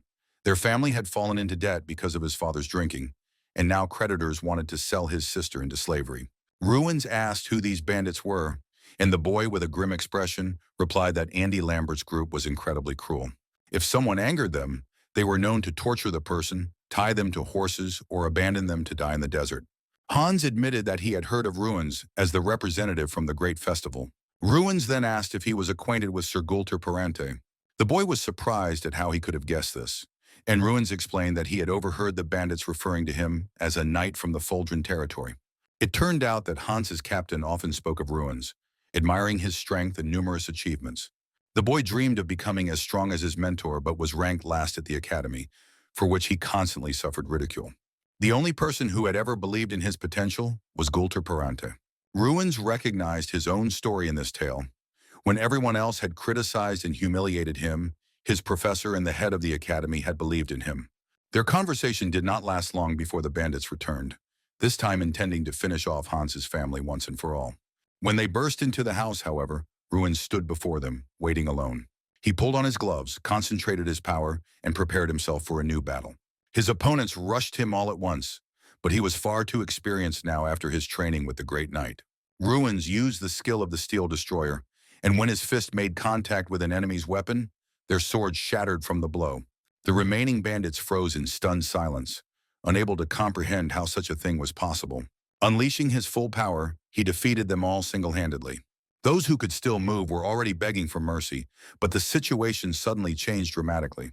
The leader of the gang, Nozzle, grabbed Hans's sister, putting a knife to her throat and ordering his men to continue the fight. He viciously shouted that there should be no pleas for mercy and that they needed to tie Ruins up instead. The situation had become critical. Ruins was unsure what to do, as one wrong move could mean the end for Hans's sister. Suddenly, with a sharp and decisive movement, Hans slit the gang leader's throat. The shocked bandits immediately fled in a panic. The young man stood frozen in place, horrified by the fact that he had just killed a man. Ruins calmly placed a hand on his shoulder in an attempt to comfort him. He noticed a blue aura emanating from Hans, which signified that he had just reached the 4th knightly rank. Although the boy still did not know how to control his mana, it was a huge leap in his progress. Now nothing more threatened his sister. With the Hans family saved, Ruins himself departed for the academy the very next day. As he returned to the academy, he was struck by the realization of how much he had missed it. Whereas before the boy had never wanted the holidays to end, he was now genuinely glad to be back. Upon meeting Jason, he was immediately flooded with questions about what he had been doing all this time. Ruins considered telling him the whole story, but since so much had happened, he simply replied that he had been training with a sword. Jason snorted, saying that holidays were meant for relaxation, not for exhausting training. At that moment, their conversation was interrupted by the appearance of Professor Haddle. He invited Ruins to come to the window, and when he looked out, he saw that they had guests. Someone very important had arrived at the academy. Ruins instantly guessed who it was, as he had already exchanged letters with them, but he had not expected them to arrive so quickly. As soon as the carriage door opened, 2 young men stepped out. They turned out to be the princes, Cross Duradian and Foster Duradian. Ruins greeted them respectfully, and they immediately began to argue amongst themselves. He quickly understood the true nature of their visit. Both princes wished to lure him to their respective sides to increase their chances of becoming the next crown prince. Ruins had no intention of making a hasty decision and suggested that the 3 of them discuss the matter privately. Radian remained the weakest state on the continent, and a conflict was brewing within the kingdom between the 2 princes who supported different political factions. One adhered to strict monarchical traditions, while the other strove for sweeping reforms. Their visit to the academy was entirely expected, as both were attempting to enlist the support of Ruins. Even in this setting, they could not resist bickering, quarreling over who would get the seat next to him. Ruins quickly perceived that both princes behaved in a rather infantile manner, but was in no hurry to take a side. He announced that he had no intention of becoming anyone's vassal and planned to return to Ardal after graduation to develop his own lands. However, since he would remain a citizen within the kingdom, he could still become a source of strength for it. The princes immediately assured him that they would assist in the development of his territories, providing both financial support and resources.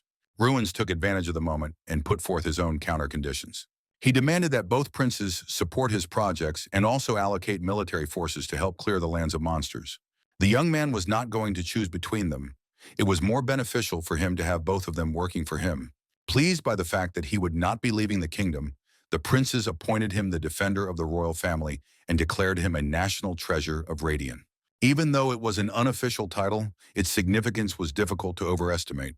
The academy was immediately plunged into fervent debate as the coveted role of royal defender, a position historically held only by members of the Garrickle family, had now been bestowed upon Ruins.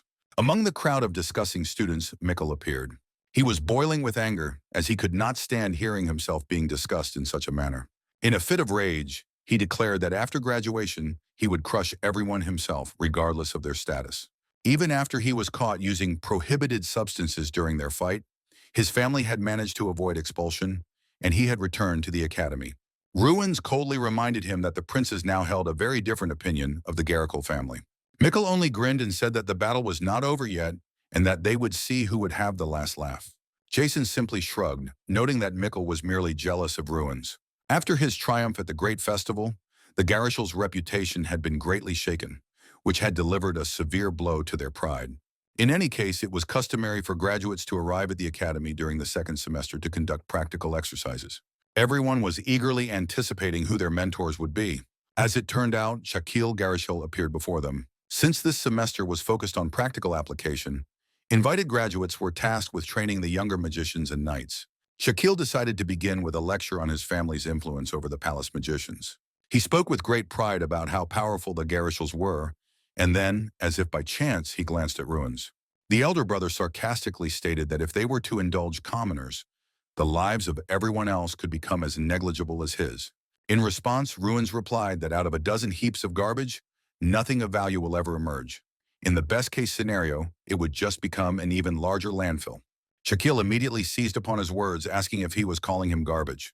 Their verbal sparring quickly became more fierce. Shaquille brought up his brother's stories, calling Ruins a loser. But he calmly retorted by reminding everyone that it was this same loser who had humbled Mikkel on the dueling floor. As the rivalry between their families only intensified, the elder Garrickle began to openly recruit students, offering them a place by his side. Some students chose to support Ruins, while others sided with his enemies. Two distinct camps began to form at the academy, supporters of Ardal and adherents of the Garrickles.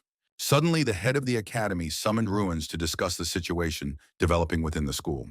He asked how things were progressing among the student body, to which Ruins replied that everything was proceeding as usual, aside from the tension associated with Shaquille's presence. The headmaster then decided to speak more about him. Shaquille was incredibly popular, thanks to his appearance, his eloquence, and his impeccable behavior.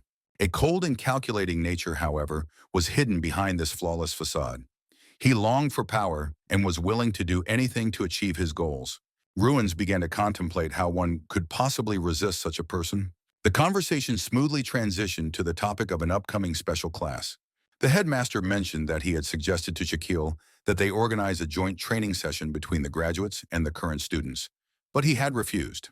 Ruins immediately went to the lesson to speak with Shaquille personally.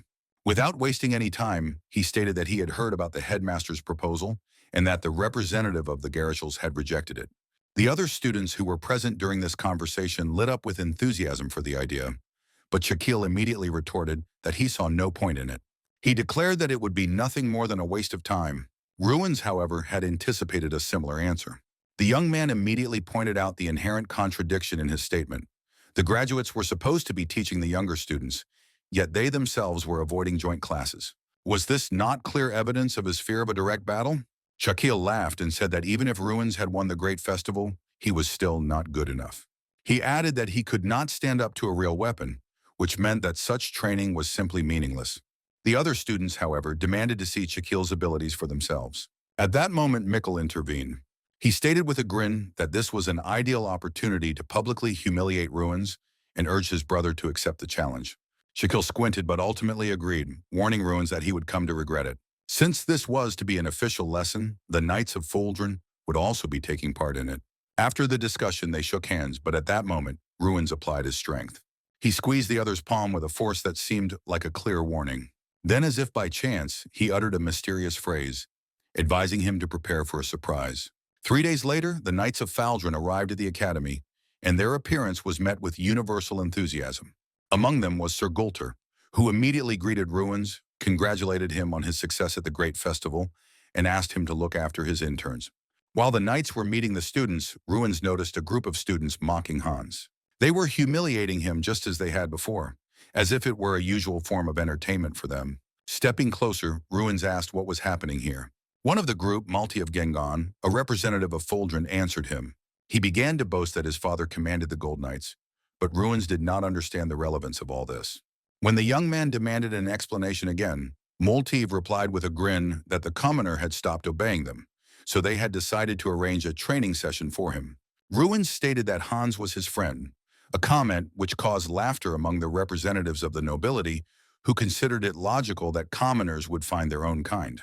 Malti added that the Ardell family did not deserve any respect, and that conversing with Ruins was unpleasant for him. Suddenly, Shaquille approached them, and it became clear that he was friends with Maltive.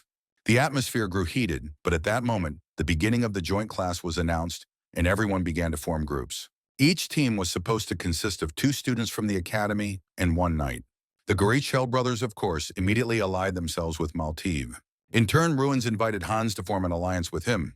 Jason soon joined them, and their team was fully assembled. Ruins declared that their goal was not just to score points, but to deal with the arrogant Trinity. Before starting the training, he was speaking with Hans in a corridor of the academy. All at once, they saw Maltiv standing before them. Ruins decided to use his player's eye to assess his potential. He also checked Hans's level. He was surprised to see that he was still a knight of the 3rd grade, even though his sword had previously emitted a blue aura. Ruins suggested to him that he try to defeat Maltiv, as he was clearly underestimating his enemy. Maltiv himself overheard their conversation, and the mere thought of fighting a commoner sent him into a rage. The young man ordered Hans to approach, but he refused, which angered the knight even more. Unable to restrain his fury, he grabbed his sword, intending to attack. He was stopped, however, by a swift blow from Sir Gulter. The mentor strictly reprimanded him, stating that drawing a weapon within the academy walls was a serious violation. For this misconduct, Maltiv was immediately removed from the knightly representative office. Maltiv, in a panic, began to threaten that his father would be enraged by such a decision, but Gulter only grinned. He assured him that his parents' anger would be much stronger when he learned that his son had shown cowardice and disobeyed the disciplinary charter. Ruins noticed how quickly the young noble's arrogance was replaced by fear at the mere mention of his father. In any case, the first stage of the joint class was close combat training. While some worked diligently, Shaquille and Maltiv watched from the sidelines, deciding they did not need to waste their strength on a warm-up. Shaquille disliked training in public in general, so as not to reveal his true power ahead of time. In contrast, Ruins' team was giving their all. Hans was nearly exhausted, but Ruins considered this to be only a light workout. During a break, Golder approached him with a proposal. He had been carefully observing Ruins and had noticed how much stronger he had become, noting that such development could only be possible if an outstanding master had coached him. At first, everyone took it as a joke, but Gulter was extremely serious.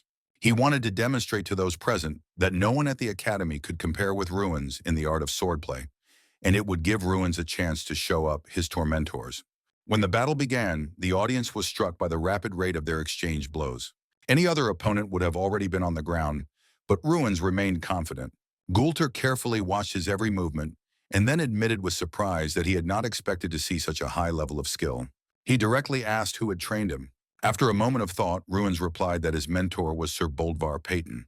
This revelation caused a genuine shock among the audience. Everyone had been certain that this knight had been dead for a long time. When he was asked how he had met the legendary warrior, the young man calmly replied that he had known him since childhood. Maltiv, however, immediately accused him of lying. His reaction was quite expected, as his own father was considered the strongest knight in the kingdom. If it became known that Bolvar was alive, the official ratings would have to be changed. Ruins simply shrugged, stating that his mentor was completely uninterested in anyone's regalia or titles. He could consider whomever he wished to be the strongest, but that would not change the fact that Bolvar was alive. Malteve could not endure the thought that someone might underestimate his father and immediately challenge Ruins to a duel. Before he could take even a single step, however, Gulter intervened and asked if he was truly unable to control himself. As a result, he announced that the first match in the group tests would be a battle between Ruins' team and Malteve's team. There were no objections to this decision. The next day, everyone was eagerly awaiting the battle. Shaquille, grinning, asked if Ruins was prepared for the upcoming fight. As soon as the battle began, Ruins instantly dodged a blow, displaying an incredible speed that shocked the audience. He activated his player's eye and directed it at Shaquille, and what he saw surprised him. The representative of the Garishal family possessed 6 hidden artifacts. The night before, the fathers of Shaquille and Malteve had met to discuss their son's successes and their invitation to the Ignat Academy. The conversation quickly turned to Ruin Ardell, whose name was now echoing throughout the entire kingdom. They considered him an upstart from the provinces who did not deserve such a rapid rise to prominence. They were especially concerned that Ruins could lure the princes to his side, which would in turn strengthen his own influence. Since their sons had found themselves on the same team, they decided to help them eliminate their competitor, and Shaquille's father offered to transfer artifacts to the boys. At this point, Hungarian, Malteve's father, hesitated, but Garishal convinced him that Ruins must be eliminated as a threat.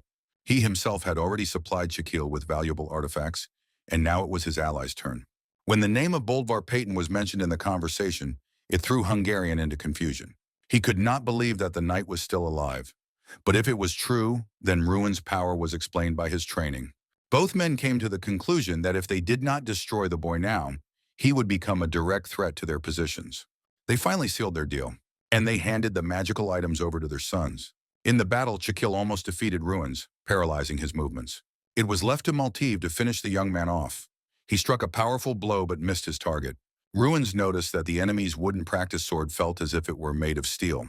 The young man quickly guessed that this was the work of an amulet of resistance hanging around his opponent's neck. Since he himself possessed the destroyer skill, he activated it and shattered Malteve's weapon into pieces. Shaquille could not believe what was happening. Then Ruins activated his gloves and a fiery ogre materialized behind him. With contempt in his voice, Ruins stated that even 6 artifacts had not helped them to achieve victory. It was simply shameful to use such power against younger students. He recalled how Mikkel had been at first, then Shaquille, suggesting he could immediately summon the ogre. Shaquille rushed at him for mentioning his father, but the boy easily threw him back. The rest of the students still could not take their eyes off the fiery apparition, and the head of the academy was at least as amazed as everyone else. Of course, Ruins had not wanted to reveal this power in front of everyone, but it was impossible to keep it hidden forever. Mikkel, upon seeing the spirit materialize behind Ruins, simply collapsed to the ground in shock. They were already preparing to declare a winner, but suddenly Hans intervened, stating that the duel was not yet over.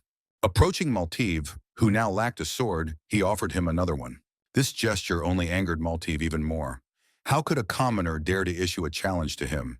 At that moment, a bright blue aura flashed around Hans's sword.